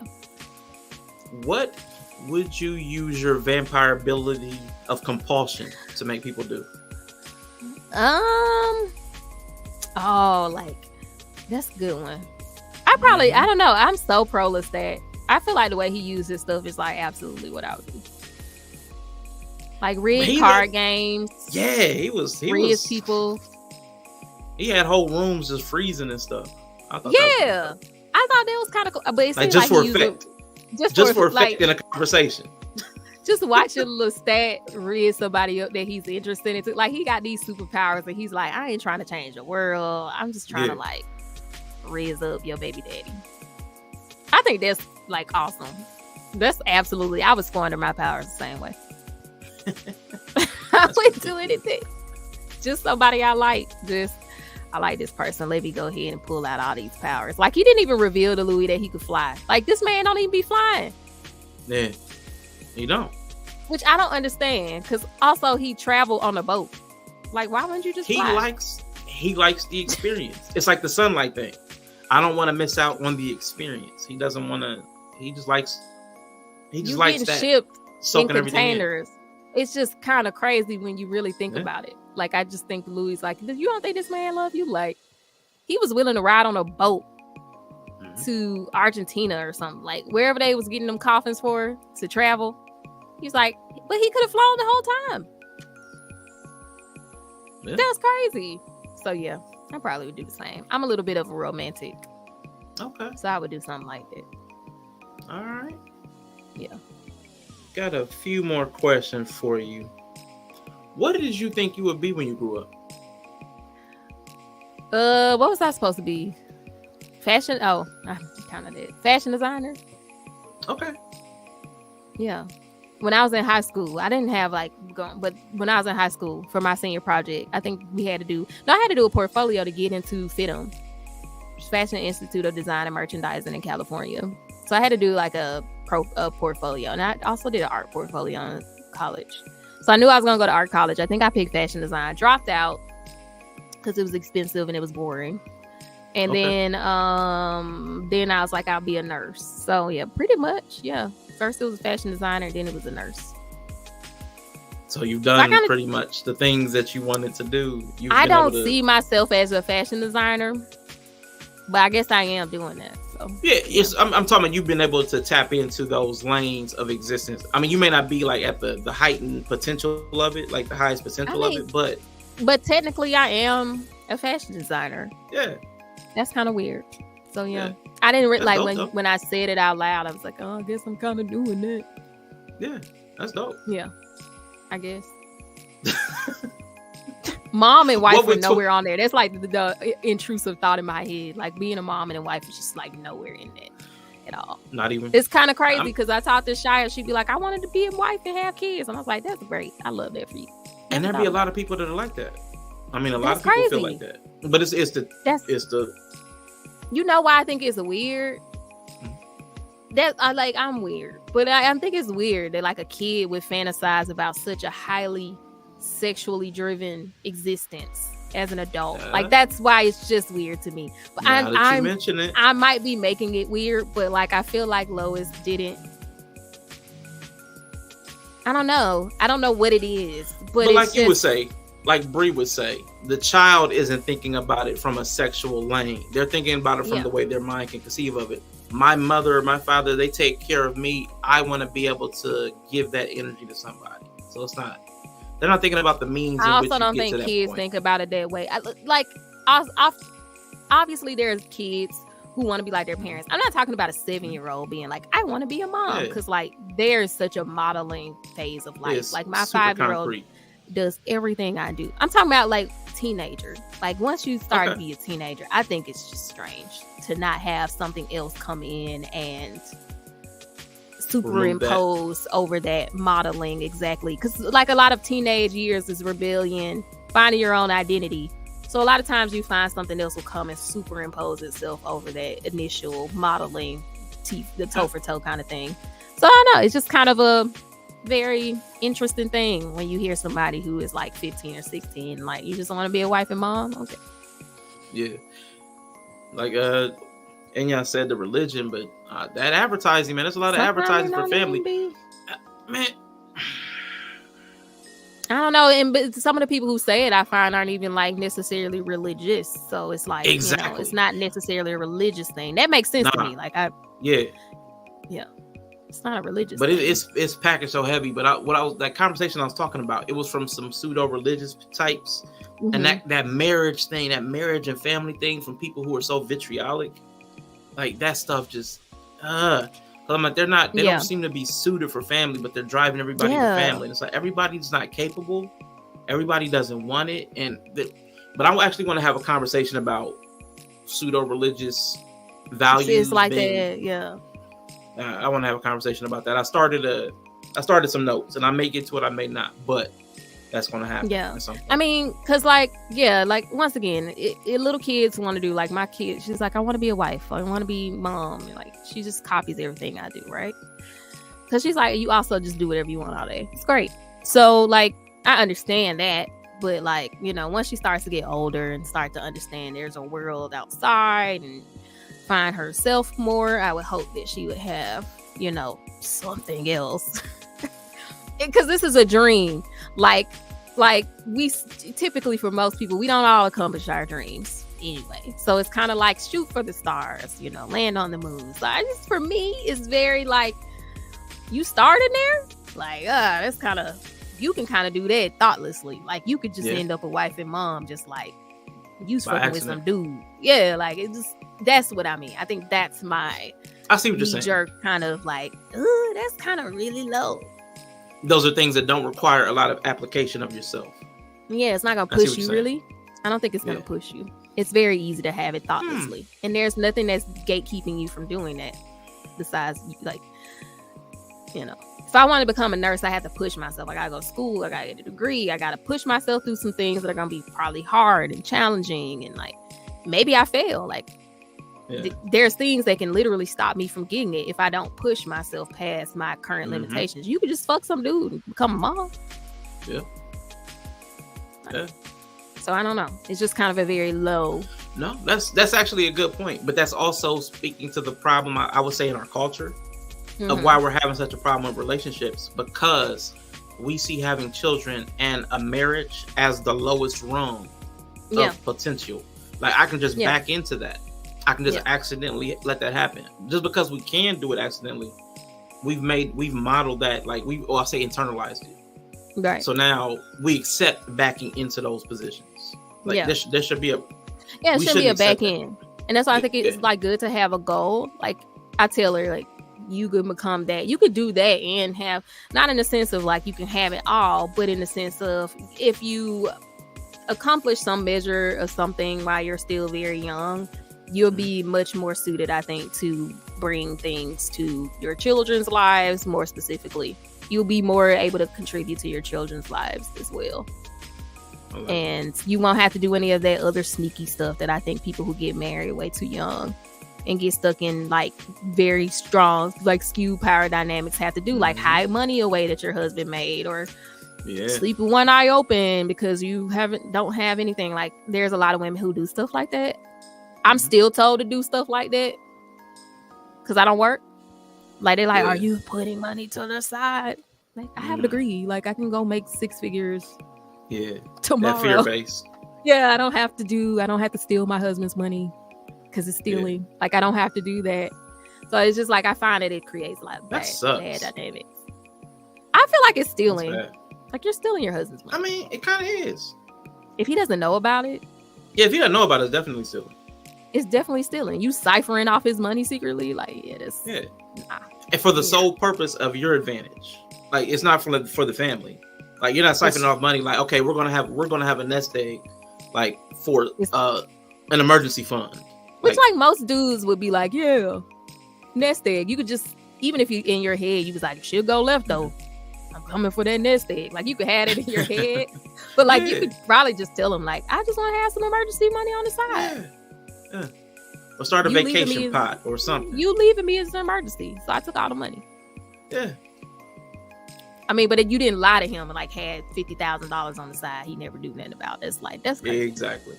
That's crazy. No. So it's just. I'm with you. Yeah, I don't like it. I'm with you on that one. That's crazy. So what would 12-year-old Brie say about you? She'd be like, she's awesome. It was a long way to get here. Maybe not, because I'm only 36. I feel like that's not a long way, but I'm more like I was when I was 12 now than I was like 10 years ago. Okay. So like, if you would have met 12-year-old me or 14-year-old me, you would be like, this is who she's going to be, like who I am today. Okay. You took a detour through 24. I took a whole detour. Version. I've been a lot of me's. Podcast you shared, they talked about that instead of a circle, it's kind of like a spiral up. Yeah. Like, so you come around to the same position, but it's a higher level up. Yeah. Because like she wouldn't have thought she would have been a nurse, maybe. She probably wouldn't have thought, none of that. She probably wouldn't have thought she dated some of the people she dated. Ooh, that was fun. Because like my husband was like one of the first men I like dated for real. Okay. So even then, like probably from 12 to like 18 to 19, I was like on a trajectory, and I probably you would have saw me then, you'd be like, this is exactly who you would be, like who I am. But I took a detour, so I kind of cheated. Okay, that's dope. Hey, detours are great. Now, what would grown up you? They are. They teach you. I mean, because sometimes they steer you back to the right. They steer you back on the right road. The detour was great. It's probably very shameful. Like I don't have shame about it, but if other people, they'd be like, "Ooh, it's crazy." Yeah. What would grown up me tell her? Yeah. What would you tell 12-year-old Brie?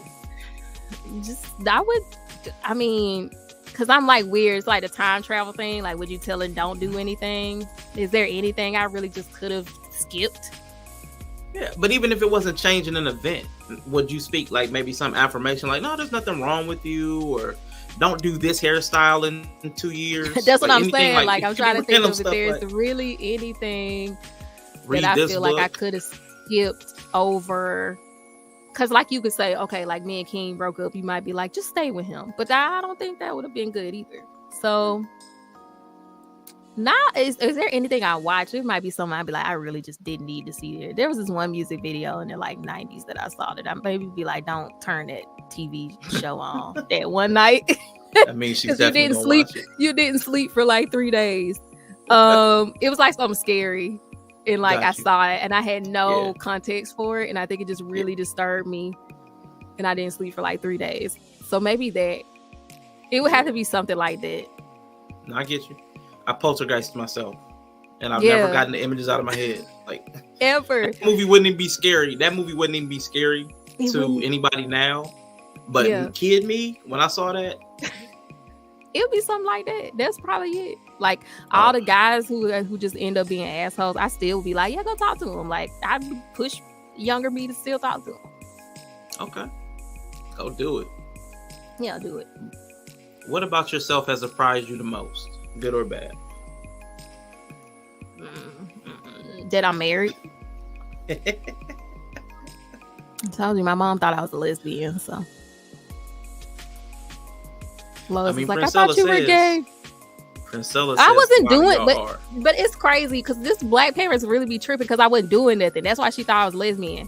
Yeah, It wasn't even like I was doing like lesbian stuff. Like it wasn't just like, oh, I love girls so much. Like all of my guys, all my friends are guys. I don't know, maybe because I was tomboy. Maybe she's just like, oh, she's lit. I'm like, that's the two are not related. Yeah, and I wasn't even tomboy.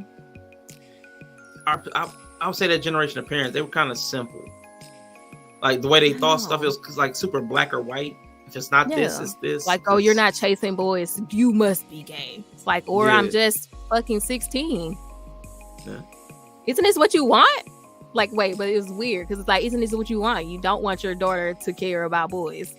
Now I don't care about boys and I'm gay. It's like, what? Yeah. It's crazy. I think there's something weird with parents where it's not that they don't want you to want those things. They want you to want the things that'll derail you, but they want to be the reason that you don't get derailed. Yeah. Like they want to be the reason that you stayed on the straight and narrow. They talk. I really feel like there's a lot of ego in parenting.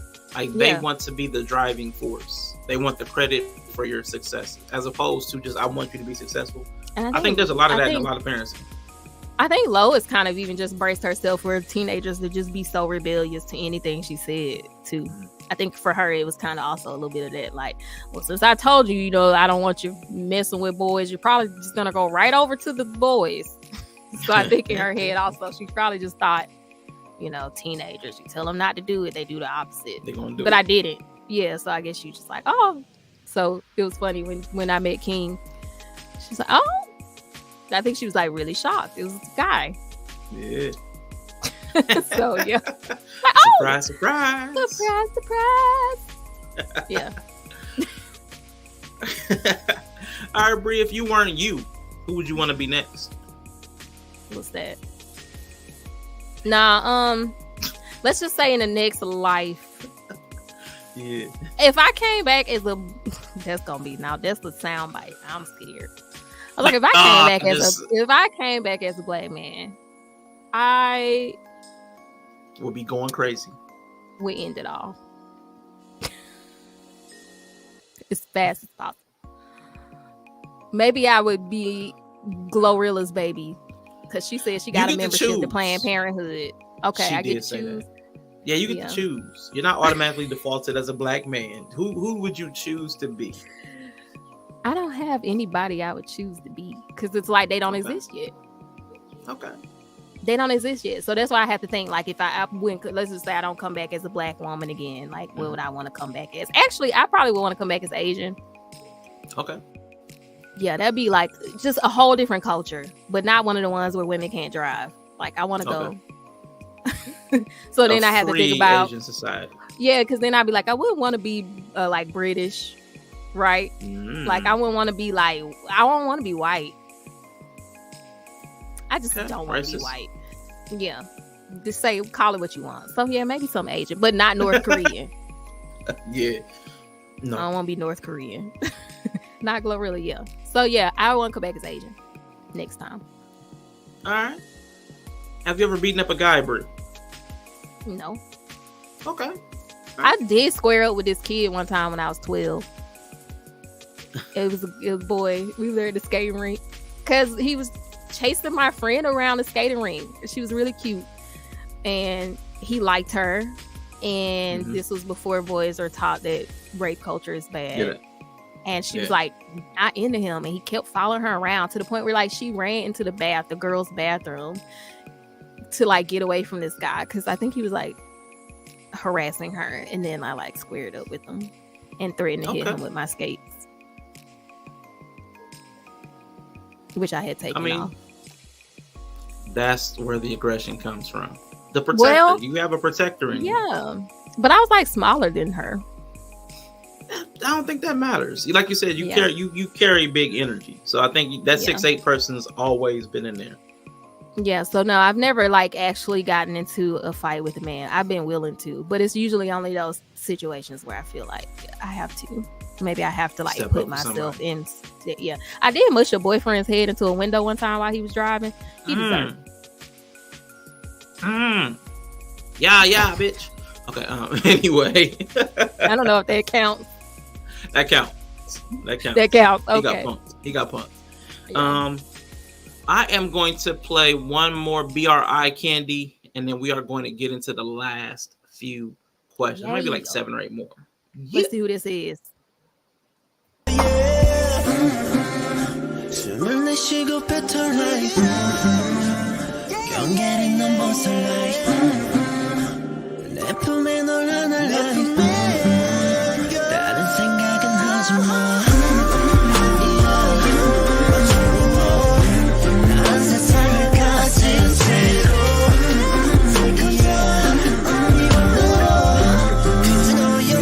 I said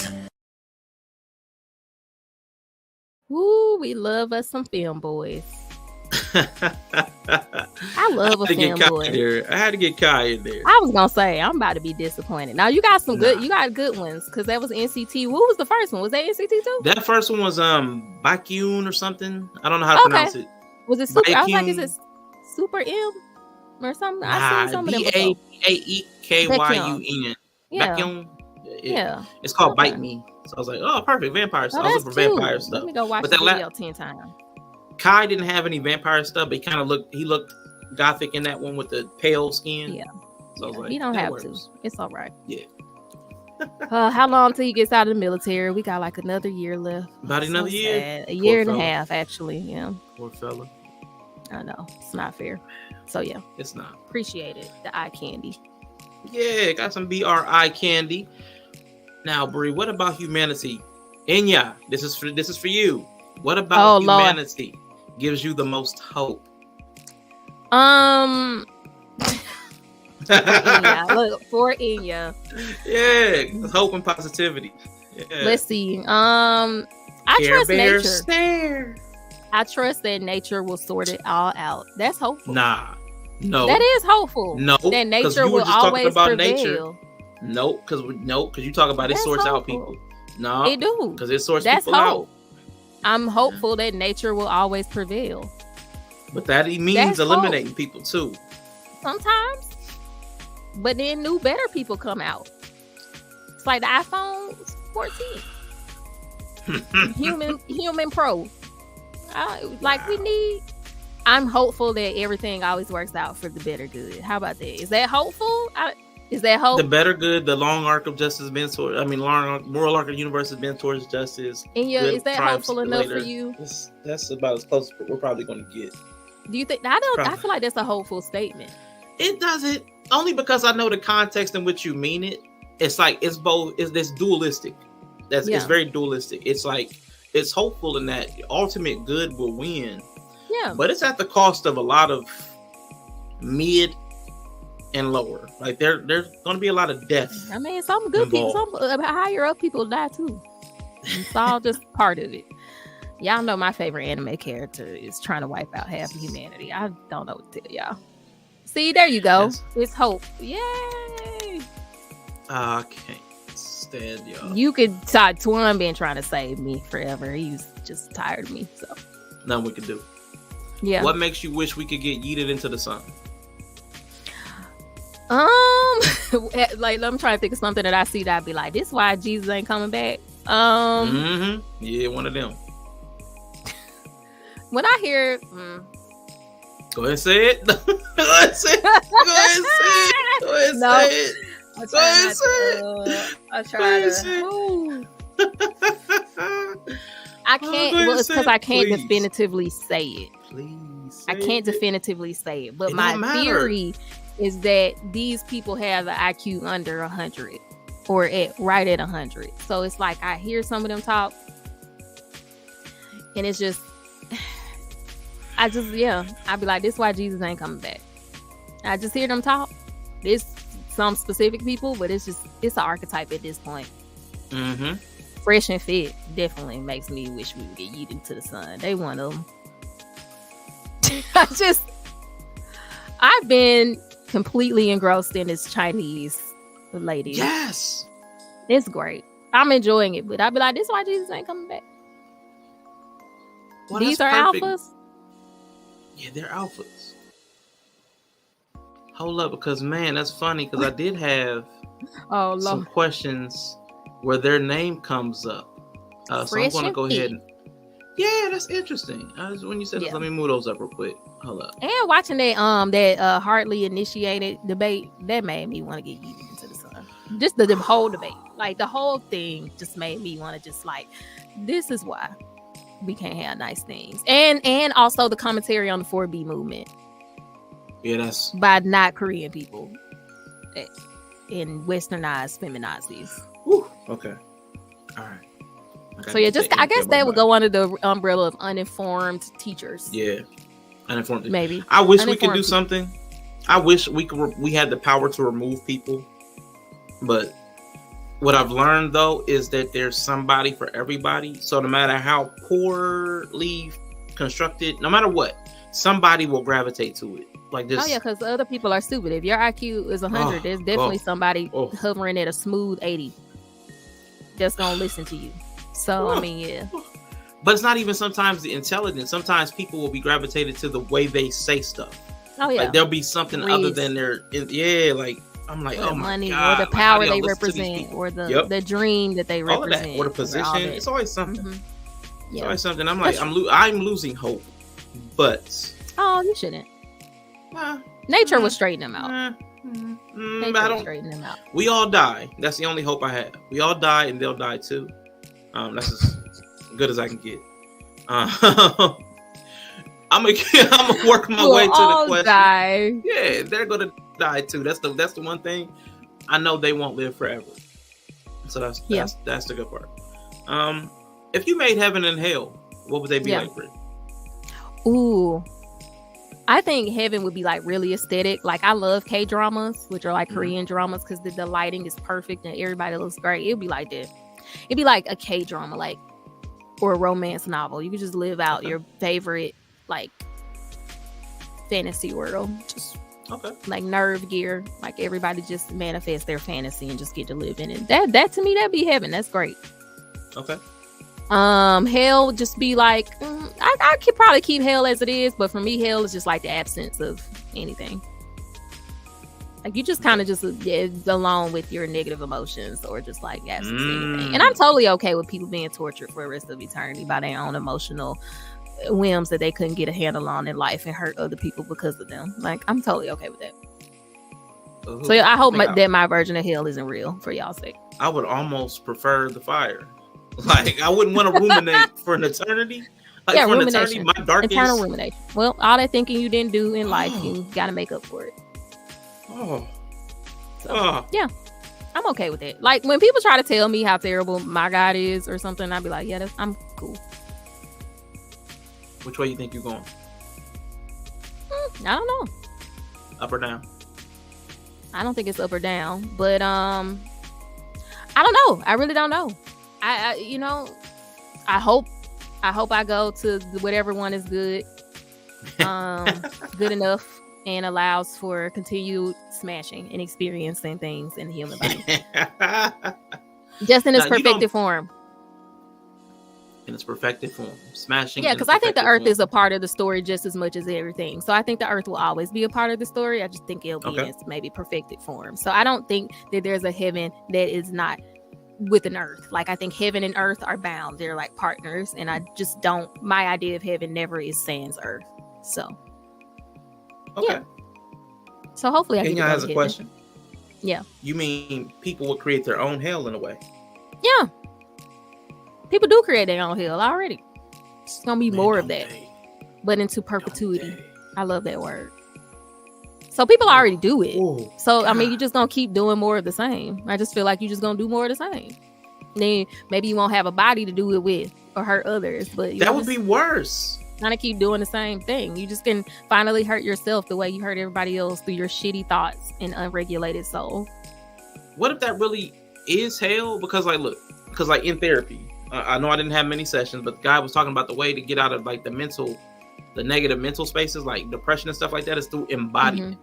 And if you lose all connection to a body, you're only existing in that negative headspace. That's your only. Yeah, I've experienced that. I have a tendency to be very disembodied and in my thoughts all the time, which I talk about embodying all the time. It's life changing. It's great. Embodying has made life way better, and that's why I appreciate the human form, which is now. Maybe a couple years ago, when I was like constantly disembodied and not realizing it, I wouldn't have had that thought. But for me, like seeing how much better my life is being embodied, I don't want to go to a heaven that doesn't involve the earth. So yeah. So just to make sure, you do not believe in the literal the version of hell that most people teach. No. Okay. Not at all. Because that's just stupid. You don't. Okay. Sorry. No, you cool. I mean, that's fair. That's fair. I agree with you, which is why I kind of I backed away from that practice because of when I started reading for myself. I think a fiery place exists in spiritual lore realm. There is a place, but I don't think it's hell. Yeah. But if you don't have a body, what would fire mean? Yeah, I think like the fiery place people are talking about is the place where you're gathered. If you want to call it Abraham's bosom, which I think was closed. I don't even think that's open anymore. It's like a club that closed down. It's like a Six Flags. They closed. It's closed. It's closed. They closed Abraham's bosom. Yeah, it's closed. So like I think the fire was just like for Abraham's bosom. It kept the people on one side from the other side. Because that's where you would gather to your people until Jesus came and emptied it out, right? And then those people went. So Jesus closed it down. He did go to hell. Like, so when people say hell and they're talking about Jesus went to hell, Abraham's bosom, maybe that's hell, but I don't think it's open anymore. Okay, what if, I like doing those weird theories. Yeah. What if the fire that people think is the hell? Yeah. What if it's not? What if it's actually an entity? Because like death and hell get thrown in the pit. So death and hell are like some kind of entity. Right. What if the fire is the same pillar of fire? That what if it's an entity that exists? There's a pillar of fire, and that's separate. What people thought. Yeah, and I think it was just there to separate. It was there to create the chasm. Because I think some people were on one side and some people were on the other side, right? Because they talk about the rich man who's Lazarus. Like, I think it just separated the people. Yeah. And so I think it was Abraham's bosom. I think Abraham's bosom closed down when Jesus came. Got the closed sign on it. He closed it. Sorry, Abraham's bosom's been closed. That's messed up. Yeah. Closed. So now it's just like immediate decision when you die instead of just waiting around. I think they just loitered around until Jesus came back. Honestly, like they were just like, "Hey, Moses, what's up?" Like. That'd be weird. Hey, they used to say he was gathered to his people, so that's what I always think about. Like they were just all gathered, hanging out. Yeah, that's why you can't just be bringing people back from the dead anymore. Like how they was like, "Oh, he brought him back from the dead." You can't, because you gotta be able to go get him from Abraham's bosom. And I think that was down here on this realm, and then now it's closed. You can't be going to retrieve dead people. They're gone.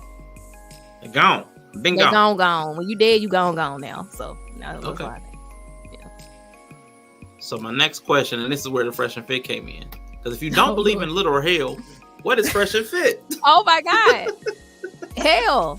It's hell. I don't know. This is the pinnacle of negative black man. I don't know what to call it. And it's like neither one of them are like even regular garden variety American black. Yeah, they're not even. They're not American black. I don't know these people. Garden variety black people. Shoot, the one guy isn't even world black. The one guy is not even African descendant.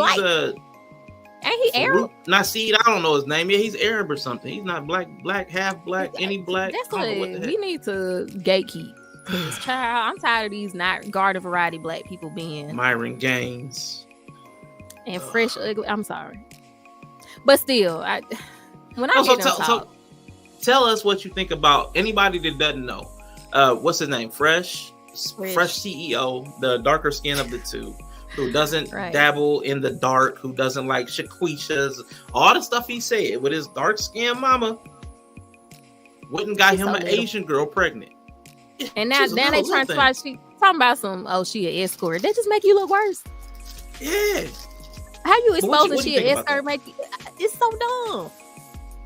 I want to see, like, do they still? They've gone through so much. I'm like, are people still gonna be like? It's just the dumbest shit to me. And it's like you expose. Oh, she's an escort. Okay, so you nothing in escorts? Like, what's up? Like, it just makes you look worse. Like, but I actually believe her story. I've been watching Auburn. I believe it. Cover it. Yeah. I totally believe her story because they just some angry men, and there's a lot of men out here who shame women so that it's easier for them to trick them or, you know, Yeah. trick them, or they just want to shame They're women. the dudes that women be talking about. Yeah, let down your guard or all those walls you have up for your protection. Just let them down because it makes it easier for us. Yeah. To do stuff. Because women be saying that thing like guys be trying to devalue you so they can like get you at a cheaper price. They be trying to bring down your self-worth. I'm like, them are the dudes. Yeah. Like those are the ones. Like, and like they'll go pay somebody else for the same thing, just not an American black woman. So like don't put your walls down so it makes it easier for them. If they want to pay, let them go pay. What's her name? Jean Shin. Let him pay her, and now he gonna have to deal with it. So yeah, she about to cash out. She about to cash out. So it's like, I mean, cash me out. It's not surprising, but it's just so dumb that people still like people just want to be right. Like people want to believe so bad that it's everybody else's fault that they can't partner or pair bond or collaborate, and it's really a you problem. It's a you problem. What do you think about the guys who, in spite of everything that has been put out about them, all the kind of like exposés about Fresh and Fit, and not just them, other types of guys too, but like them as an example, when they've been exposed by not living the same things that they teach? Yeah. Like, what do you think about the guys that still choose to follow them and support them? Like, how do you see them? How do they rationalize that in your opinion? Oh, remember we talked about how like some people are made with perforated edges because they fold? Those. Yes. You know, it's just those. I know all men want to believe they dominant and they're not prone to submissiveness or inclined. Yeah, they're not inclined to submissiveness or to follow, like, but they are. And I just think they're perforated niggas. Like, you built the fold. You built the fold. That's hilarious. I love it. They stupid. They goofy. They built the fold. And so they might need to go follow them. I mean, the church is the same way. I was watching the episode of John. Is it John Delaney, the guy we be watching? Yeah. Yep. The guy called in talking about I think my friend a pedo. Like, he's giving all these things. He's like, they're yellow flags. These are clear red flags. You didn't call them yellow. Whatever. I listened to that call. I was just so mad. But I was like, this is them perforated niggas. Like, what should I do? You calling another man, ask what you should do about your friend who clearly is telling you, oh, I'm concerned. I've been watching adult content and they've been getting younger. He works at a daycare. He takes pictures of the kid. His niece be on his lap too much. No. This man talking about these are yellow flags. No. That makes me want to get yeeted into the sun. That's when I be like, I'm sorry, I forgot about that. That's what makes me want the humanity to get yeeted into the sun. Like stuff like that. I just don't play about kids, and I'm just like, nah. But it's men like that. Like, yeah, they perforated. Like, that's a good example. You perforated. You made the fold, and that's why because you just like hanging with this guy so much that you're willing to like, I'm gonna let all this slide. You need another grown man on the internet to tell you to call the police. Like, you're perforated. That's crazy. You're perforated. If I was with you, I'd peg you. I'm not even into pegging, but if you that weak, you just got to be pegged. If you are finding yourself in the bed with a woman, I feel like she should do her duty and peg you, because I just feel like that's what he needs. Nah, like that's weak. I hate how many people call him. Like, I like the fact that John Delaney's out there. I don't like half of his advice. Right. But I like reminding myself that people feel like they need to ask another adult some of the questions that they ask him. And I'm like, some of this stuff is like, why are you asking him? You're getting beat in your relationship. Why do you need to ask him anything? And like, it's like, or your friends a pedo. Why are like, you I'm not one of those people who are just like, oh, that doesn't make you a man if you're this. But I'm sorry, but if there is nothing in you as a man that is like, I have to protect kids. When you hear that, he works at a daycare. That's when I'm If like, he doesn't quit, if it's my friend, and I'm like, bro, I'm coming there tomorrow, and if you're still there, you cannot work with kids. You cannot be no. And you got pictures like and he had to do counseling at like 15 for like messing with somebody. I said if there's nothing in your DNA as a man that feels like you need to kick into protection mode, hearing that, then I started to question. Like that's the only thing that makes me be like, oh yeah, you might not have. I'm showing up at your job tomorrow. There's no way. That's the only conditional. I can let you go to daycare. That's the only thing. You go back to your daycare? That's conditional. crazy. That's conditional masculinity to me. Like that's when I'll start being like, you're not a man. I'm sorry. Like, kids are the lowest. Like they're the smallest. Like if your protective instincts don't even kick in. Yeah, I hate that. And after watching that whole Nickelodeon thing, that was horrible. That's weird to me. So yeah, sorry. That makes me want to get yeeted into the sun. And yeah, that's That reminds me of that Jerry Sandusky thing, because I couldn't imagine how many people, like how much stuff gets overlooked. Like an old man in the shower with young people. Like how do you and then he went and like the one guy, he went like, I can't remember something. He went and asked other people, like, what do you think I should do? I do? That's why I say everybody ain't leaders. Everybody not dominant. Some men are submissive. So it's like, I don't know what to do with those. I find a man who they can submit to, which I guess was what the submitting to Christ was supposed to be, maybe, or submitted to a church. Something.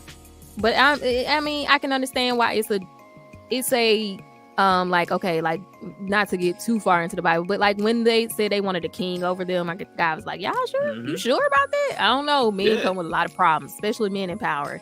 It's just like, but then I think there's a problem with like a man knowing that other men follow them and like submit to them. Like this is just a very slippery slope into like, if that doesn't corrupt you, it's very hard, I think. Because then who can check you? Who could check me? If the other men are submitting to you, then who's left? Take that.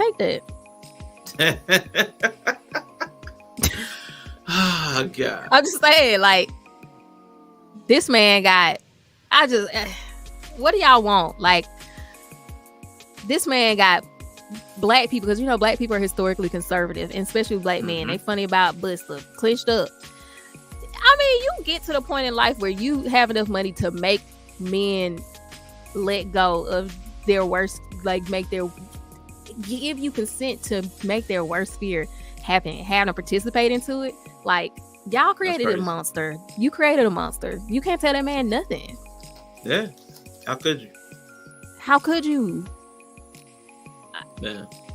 Yeah. That's all I'm saying. I'm gonna leave that down. I'm just saying.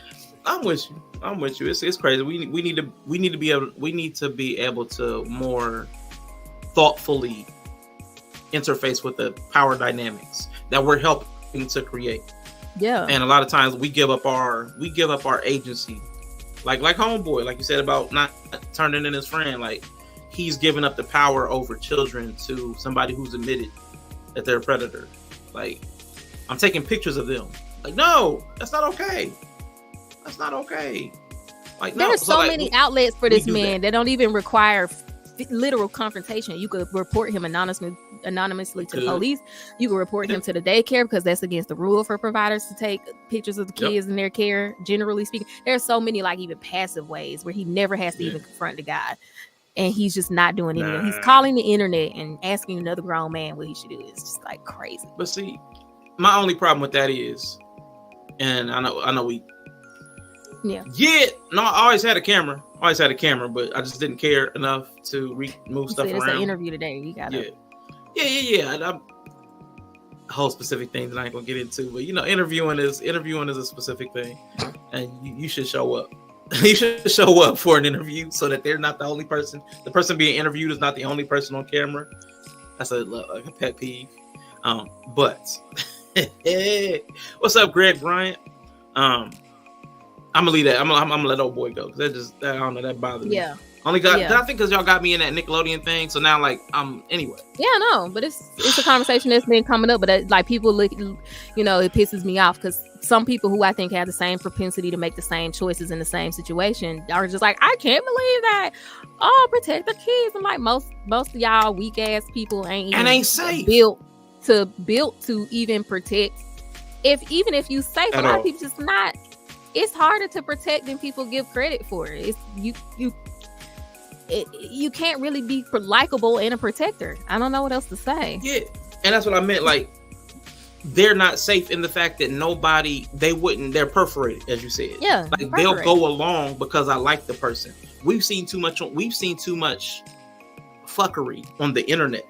Yeah, adjacent to us. Not even in the bigger manospheres. We've seen too much in these little or smaller channels under 5,000. We've seen too much mess in those spaces that other men wouldn't check other men because they like them. So there's no way you could be trusted in a greater human. Like, there's children around, there are women around. No, you can't be trusted. I'm ready to put my life on the line. No, you're not.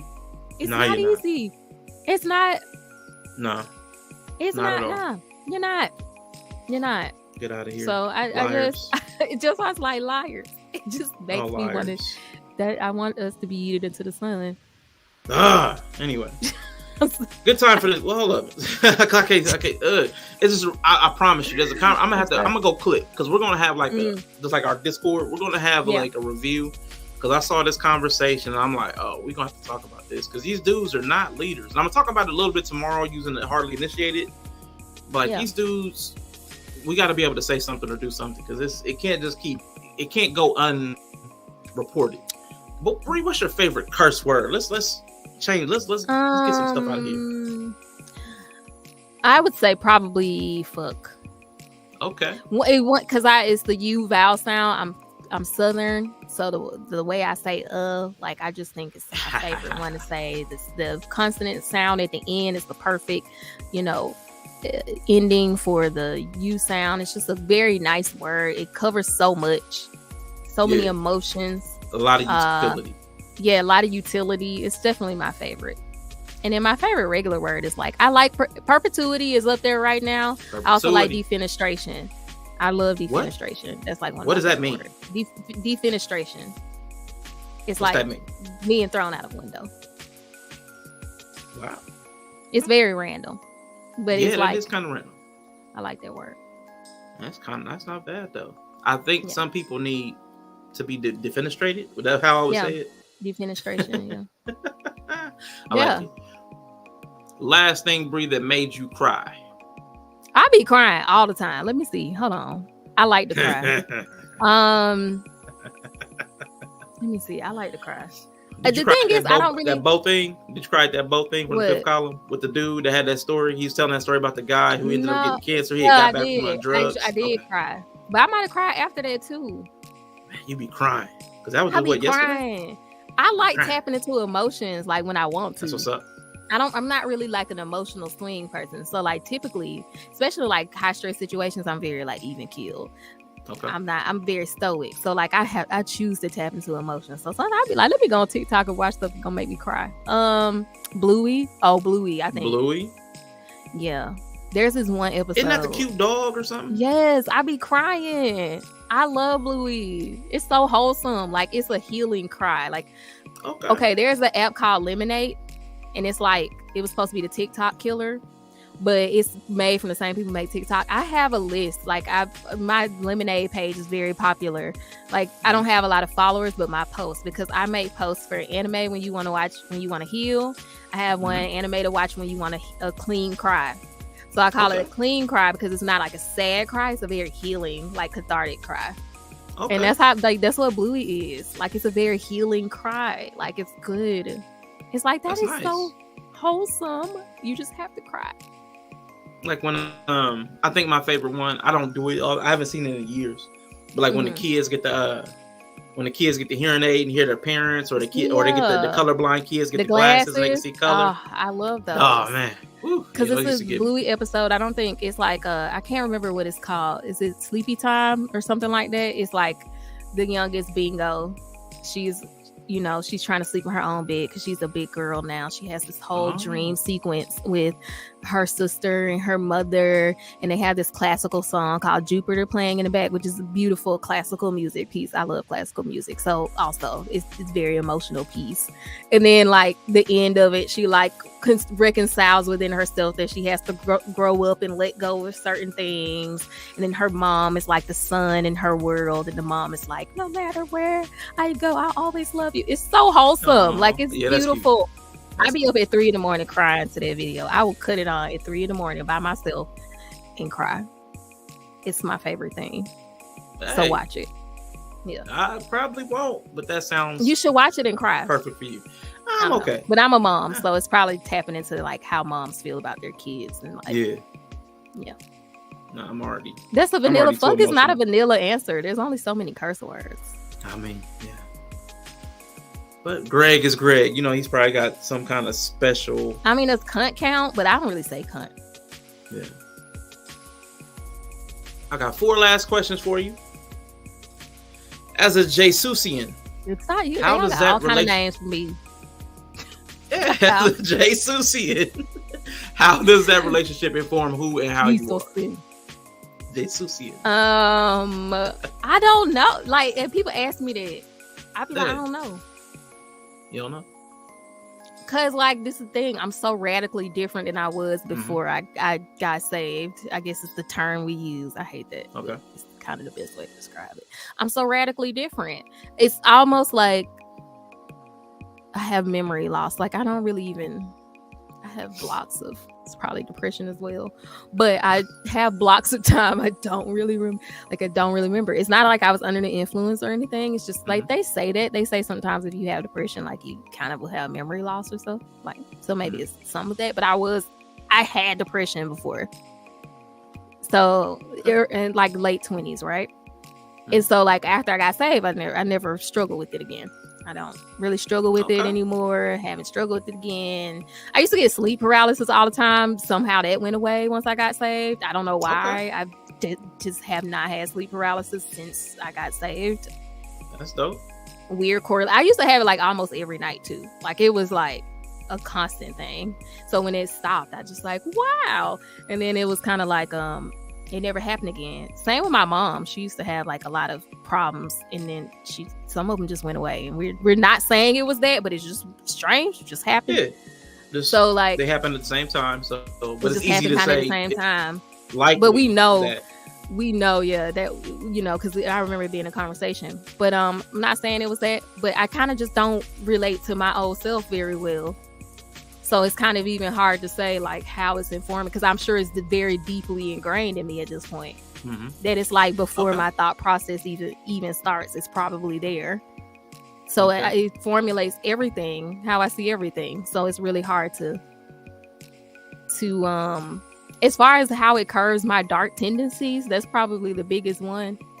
Okay, that's fair.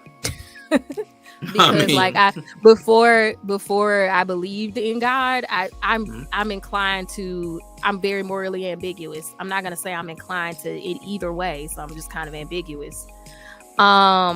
Say from this is what I'm getting into. For me, some people say you saved from hell or whatever, but I don't really like. When Rashawn asked me where I'm going, I said I don't know, toss up, right? But like from myself, like because I am morally ambiguous. I've seen myself before this. I know how I am. I know that I will not always make the good decision. Okay. Like sometimes I will make the darker choice. I will make the bad choice and be okay with it. Yeah. Even if it were to harm someone else, not physically, but emotionally or like whatever. I've seen myself make that choice and sleep fine at night. Right? So like that's probably the biggest thing. It's just like because of that belief, I just don't feel okay doing it. And I think that's a good thing to have, because harming other people is not good. So when you said from myself, that was an answer to my so-called question, right? Yeah. Say from what? So say from your worst impulse. Because if you harm other people, like even if you feel okay in the self, like it's still gonna have bad outcomes for you. It doesn't pan out well for you. So like when people start talking about a universal law, like this is how we get universal law. Like I did this thing. How did that work out for me? That's probably bad. Someone else was hurt. In the end, you fracture relationships. You leave yourself unable to cooperate. You leave yourself unable to be trustworthy. You leave yourself unable to be, you know what I'm saying? Like there are bad outcomes from making choices like that. So that is bad for me. So yeah, I think you should have something that stops you from being inclined. And like I said, it's not even like I have the desire to make those choices anymore. That's why I think it's like so deeply ingrained, because it's just like a limiter. I now have a voice in my head that says you shouldn't do that. It's me. Okay. I ain't had it before. Hey, whatever keeps you from being a terrible person. Like I'm a woman, so I don't think for women, I don't think it comes out as like violent. Like you're not a violent person, but you're just like an emotionally like cold or terrorism. Manipulative terrorist. Dark tetrad. And that's what I'm saying. I don't know if it's even for me, because I'm so able to not do that now. I wouldn't even say it's like personality dark triad. I just think a lot of it is nurtured into us. Yeah. By like how we're raised and like the rhetoric of consumerism and stuff like that. So I think a lot of it is just taught to us that it's okay to be a bad person, like be mean to people, be terrible to people. I don't think I have dark triad tendencies, but I do think it was just more that and leaning into that and just, Nah, that's definitely getting what you can. And like you said, even like you told people were telling you squirrel away money. Like those are Machiavellian traits. You know what I'm saying? Those are, like you said, we teach those things that are dark triad, even if the person doesn't have that personality disorders or traits, whatever it is. We teach those tactics, I'll say. Yeah. We teach narcissistic tactics. We groom people in those harmful. That's why everybody thinks everybody's a narcissist. Everybody, you're a narcissist. No, we teach people to behave that way. But anyway, especially as women, because we're like weaker, and people say you got to kind of manipulate a lot to get what you want or to get power or leverage. So I think women are just kind of taught that it's okay to be Machiavellian and like manipulate people to your own means. And I've done it. Did it. Slept well. But it's not good. All right. Last two questions, Bree, and thank you for your time. Then we're going to get matter of fact, before we hit these last two questions, let's get one more BRI candy in. One more BRI candy. King of Mardi Gras. Him? I see you have a banjo band in your front yard. Something funny about that?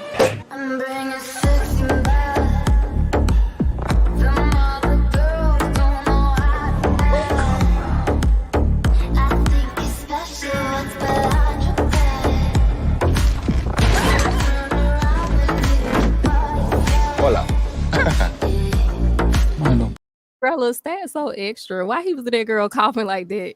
You know I would have had a fucking heart attack. She about did. She went running. She a whole vampire went running. That's like your mom, because she was like, that's his daughter basically. Like that's like your mom being on the armchair when you sneaking back in. I think he was like shocking her, like where you been at, murdering people. Where you been at? Yeah. Now she was wilding too though. Like she was wilding too. She was wilding. No, she was. But if I became a vampire because of that power, that newfound power, I would be the Claudia. I would be out there wilding and just killing people because, like, just to see how it feels. I would be that person. Yeah. So I know I got a problem. Definitely.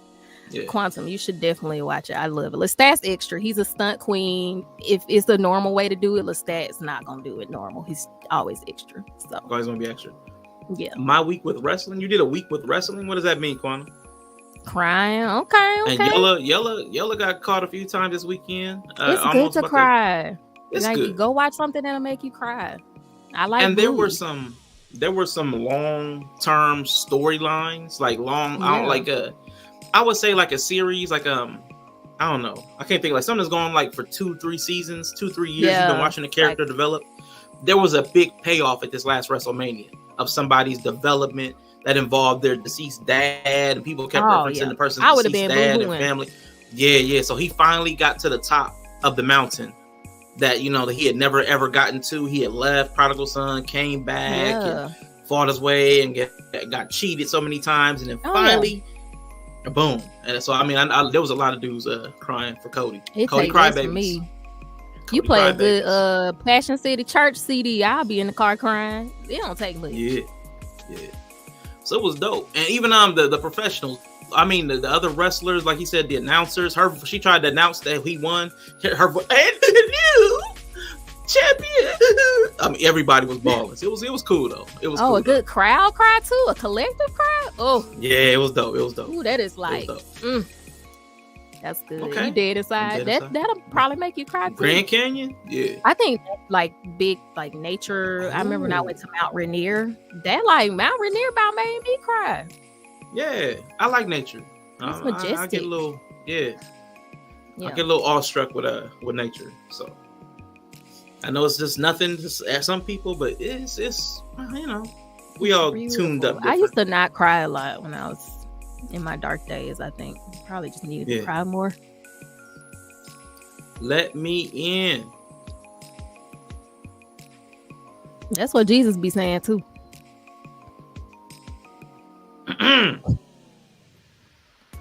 I don't know. They got an inside conversation going around. So I don't know. She let them in. Once you let one thing in, you could become good at letting stuff in. Some of y'all need to let stuff in. I be telling y'all. Which him did you let in? That's a lowercase h. Say all of them. Let me not ask any more questions. To Quantum or Yella, let me go ahead and ask Bree these last two questions.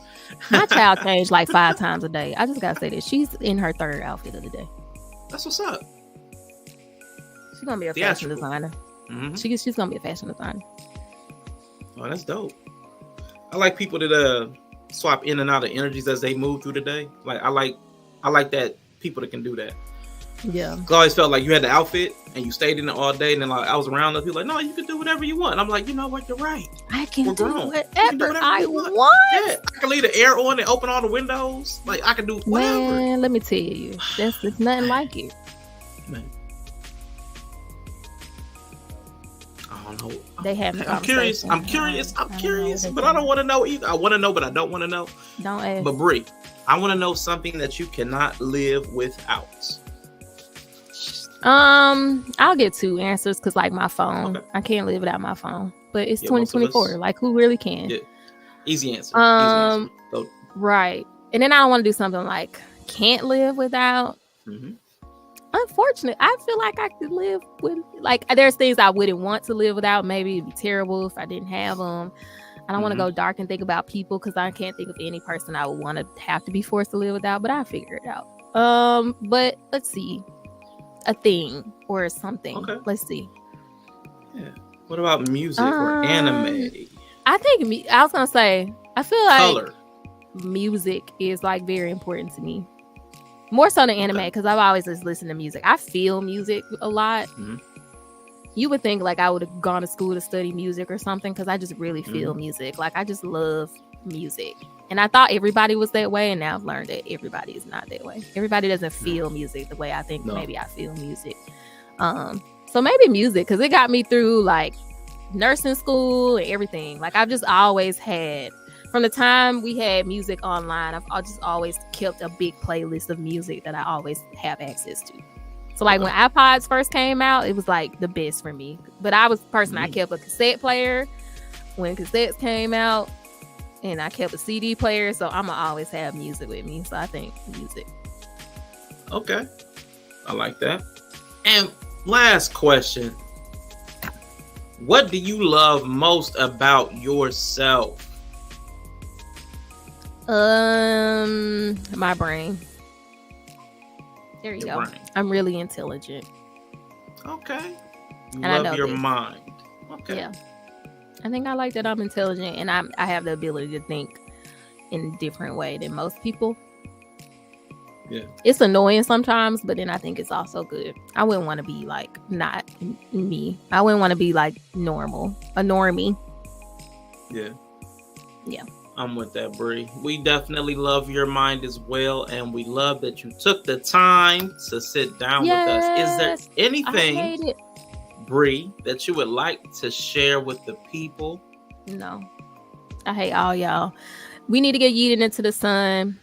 What we're having a spiritual conversation I'm very excited about that, honestly, especially with the people you have. I like that I'm the Christian, but I get to go over to the other side because I'm just so radical in my beliefs. I guess like don't get to sit with the rest of the Bible Christians. I want to sit with the Bible Christians. That should be a good conversation. I mean, for real. I don't want to sit with the Bible Christian. On the Bible, I don't want to sit over there, honestly. If I have to hear a scripture, exactly. Woo, let me not go on a tangent. We closing. See what I'm saying? It's triggering. Mm-hmm. It's triggering. You right. You knew better. So now that'll be great. We were having a conversation on Discord about triggering things I could say. And I said, yeah, don't put me over there with them. So yeah, I think Sean's smart for that. But no, this was great. It was fun. Everybody watch Interview with the Vampire. I'm making content about Interview with the Vampire because we're selling our soul for views and we love the show. Yeah. I would do it for free, but I just so happen to realize that a lot of people want to watch us talk about it as well. So that's perfect. I love the show. People want to watch it, talk about it. Yeah. So we're going to be talking about it a lot. So I have some content over there. We're going to be doing some watch parties. We watched episode 1 last Sunday on instead of Otaku Talk. We've been doing that. So this Sunday we'll be watching episode 2 on Twitch, and y'all go watch Bluey so y'all can cry. It's great. I love Bluey. I'm pro Bluey. It's so wholesome. It actually teaches you how to be a parent. Okay. I think it's a good parenting show. Like it's for kids, but it's really teach us how to be good parents. I've learned a lot from Bluey. Yeah. That's dope. And there's a couple conversations I do want to have with Bree, y'all. So we're probably going to be back next week. Let me look at the dates. Oh, we finna have an inflammatory conversation. Thank God for Discord. Because there's one or two things. Either the one, because you had brought up that one about desire. That one about desire. I think it was Jordan Peterson. Oh, he was talking about the women like the pirates. Yeah, so there was. I have some notes, and I have some stuff on that one. There was that one, but then there was something I had with. I think this month I'm gonna lean into power dynamics. Like power dynamics are really heavy. I'm realizing that everybody they don't recognize it. Like when they're in a moment like a conflict, they don't recognize it as a power dynamic. Like, oh, that's why I feel triggered. That's why I feel like somebody's trying to sun me or punk me. Like we don't tap in immediately. And it's like, man, it causes so many unnecessary. I think people just deny it too. Yeah, they do. Like if even on either side, because I'd be like, yeah, I might be sunning you right now. It's cool. Like you feel how you want to. People are unaware. They don't know that they're operating from like the one up, one down. Like they don't understand that they're in one. They don't understand that they're responding from one. Right. It's like, I promise you, I wanted to be triggered, but I couldn't take it personal because the other person didn't understand that they were operating from within a power dynamic, and they were pulling the victim card. And I'm like, I can't even be mad because this is who you are. Like, but I was like, Karen. So I'm gonna make some clips because they were talking about the reason we were having an interaction was because they had already had an interaction with somebody else, and they didn't understand that it was a power dynamic thing. So I'm trying to explain it. Hey, this is a power dynamic thing. And then we got into a power dynamic thing. And I'm like, you know what? I see this is the common thread. You just don't understand that we're in power struggles. Yeah. No, most people like, don't. Yeah. Most people don't unless they have something that would that they would willingly play around with it. Then they probably would be more likely to understand that you can do it. But if people don't have anything that they will willingly play with power dynamics, like some people do it in the bedroom. Yep. Like if you don't have something like that, or maybe you do play it at work because you're trying to climb or something like that, and maybe you will play into it. I just don't think they understand the utility of it. Cool. Does anybody in the chat have any questions for Bree that they want to ask? I know people have been putting them in as we go. I think Yella said he's on his way. So I think he might have a question or two for you. Just come in and say, hey. I'm assuming. I'm glad Greg liked my answer about Jesus. I'm so happy. Yeah. I love that. I like that. I don't know if So-Called Life accepted my answer, but I do like that he liked my answer of Jesus. I should try to talk about it more. But AI is going to take over everything also in relationships. So we don't have to be worried. I'm pro AI. I'm glad you didn't. Okay. Yeah, I'm glad you didn't ask me that because y'all been like, oh, she real dark. Pro AI. Hey, listen. Would you Orange? ever wear orange hair on stream? Yeah, I'll get me a little orange wig. I'll get an orange one just like this. I promise you. I don't know. I if had to orange fight the would look urge good, to wear the pink wig. but I don't think orange would look good on me. It might because I have peach undertones. Some people say red or yellow, then there's peach. I have peach, so I think it'll either wash me out or it'll look really, really good. So I might try it. I seen orange hair on somebody that was black. Oh, you definitely have. Other than Keisha Ice Cole? Spice. I ever feel like Keisha Cole. Keisha Cole. There. Yeah. It's Yeah. gonna either look real good. It's or been a real minute. bad. It's been a minute because the color, the popular color spectrum has moved away from orange for like at least 10 Yeah, years. like I can't wear lavender. Like I can't wear yellow. Like blue doesn't look good on me. So like it's just certain hair colors. But orange might be cute. I'm gonna get me a little $12 orange wig from Amazon. I'm get So proud of your growth. Talking dirty. That's what I'm like. What is she talking about? Ooh, what we sitting at now? Y'all so nasty. Y'all nasty. But nah, thanks for having me. This was fun. No, it was definitely. Great. I have like fun. the eye candy. Yeah, the eye candy. I got one more for you on the way out. This is my least favorite one.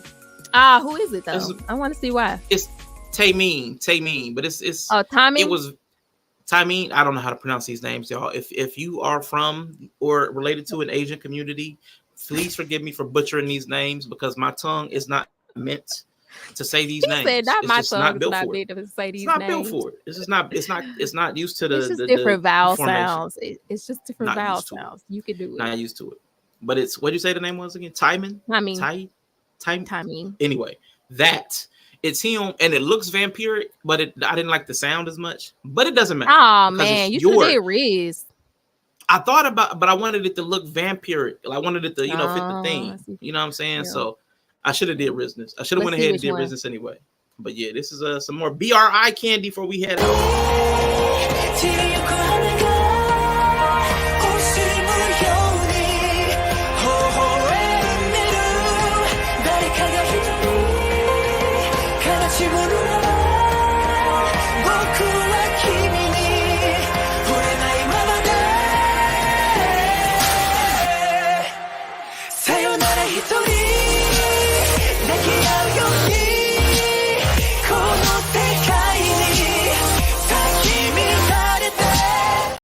He did a Japanese album. He's speaking Japanese, so I need Sayonara Hitori, yeah. Yeah, I was like, I need to go find a little Tommy Japanese. I ain't heard that one. Okay. So what's your favorite hair color? Actually, I like pink hair, but I like my natural hair color. I like dark hair too. Mm-hmm. But I'm not gonna wear my hair on stream because I have a lot of hair. Okay, Greg, come on over to the K-pop side. Hey, the K-pop dudes, man. First time I saw the dudes, I was like, it's funny because there's like this thing in Korea where everybody's like Tommy, and it's like all the men are like, he's the prettiest man I've ever seen in my life. Like dudes will be like, Tommy is very pretty. So it's even Korean men who by all like they're just like, that is the prettiest man I've ever seen in my life. So. When I saw the video, I'm like, I didn't even see this. I thought it was a guy and a girl switching out, and I'm like, I know it's his video, so it's got to be him. I was like, and even for me, like I was like, oh, they don't. Some of them don't. You'll be like, they all look like chicks, but I'll be like, some of them don't. But no, the timing really does. Like there are times I'm like, this looks like a chick. Like he even had on that big sun hat. I saw the sun hat. I'm like, that's a chick. That one. I was that's like, kind of his whole. He gender bends, like that's his kind of thing. So yeah, there are times you won't know. You gotta look at the waistline. Yeah, I can't pick out the proportions, but I mean, you can tell they've got no build to them. So I'm like, that's probably the dude. Yeah. But yeah, appreciate you, Bree. It's been dope for me. I enjoyed it. Hopefully, y'all enjoyed it. I know Enya said she did. I am getting ready to head up out of here. I'm not gonna do any outro. I didn't really do an intro. But again, look for us next week talking about something because I got time, and I went ahead and got myself set up in here, so I got a nice little corner where I can just sit. And when we be back Friday Friday for beat I'll bracket? be back Friday for the beat bracket, but I'll be here tomorrow. I'm doing a reaction to Oh yeah, that is tomorrow. the Harley Initiated.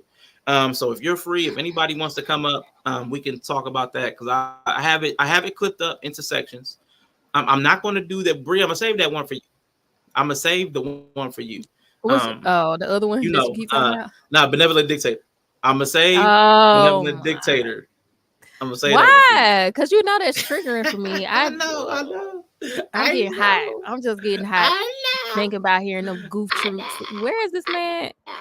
Hearing them goof troops keep on saying it. What was that for, Yella? Yeah. He's coming up to talk to us real quick, but he wasn't coming up for the interview. Oh, I'm like, boy, what is you doing? Okay. Yeah. So I'll be here tomorrow early because I gotta do some driving in the evening. So I gotta be out of here by like 5:30.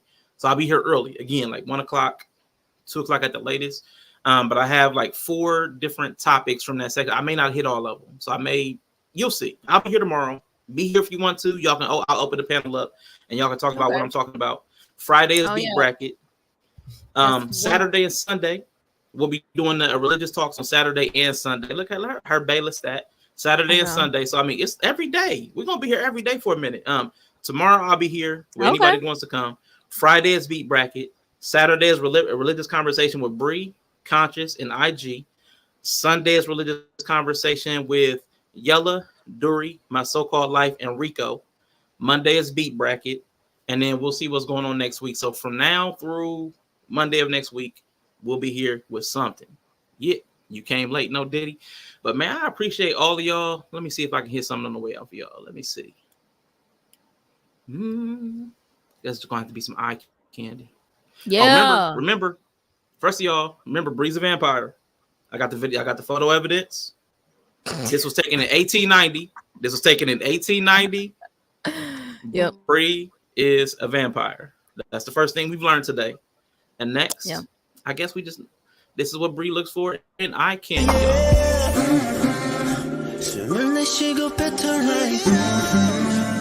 Y'all.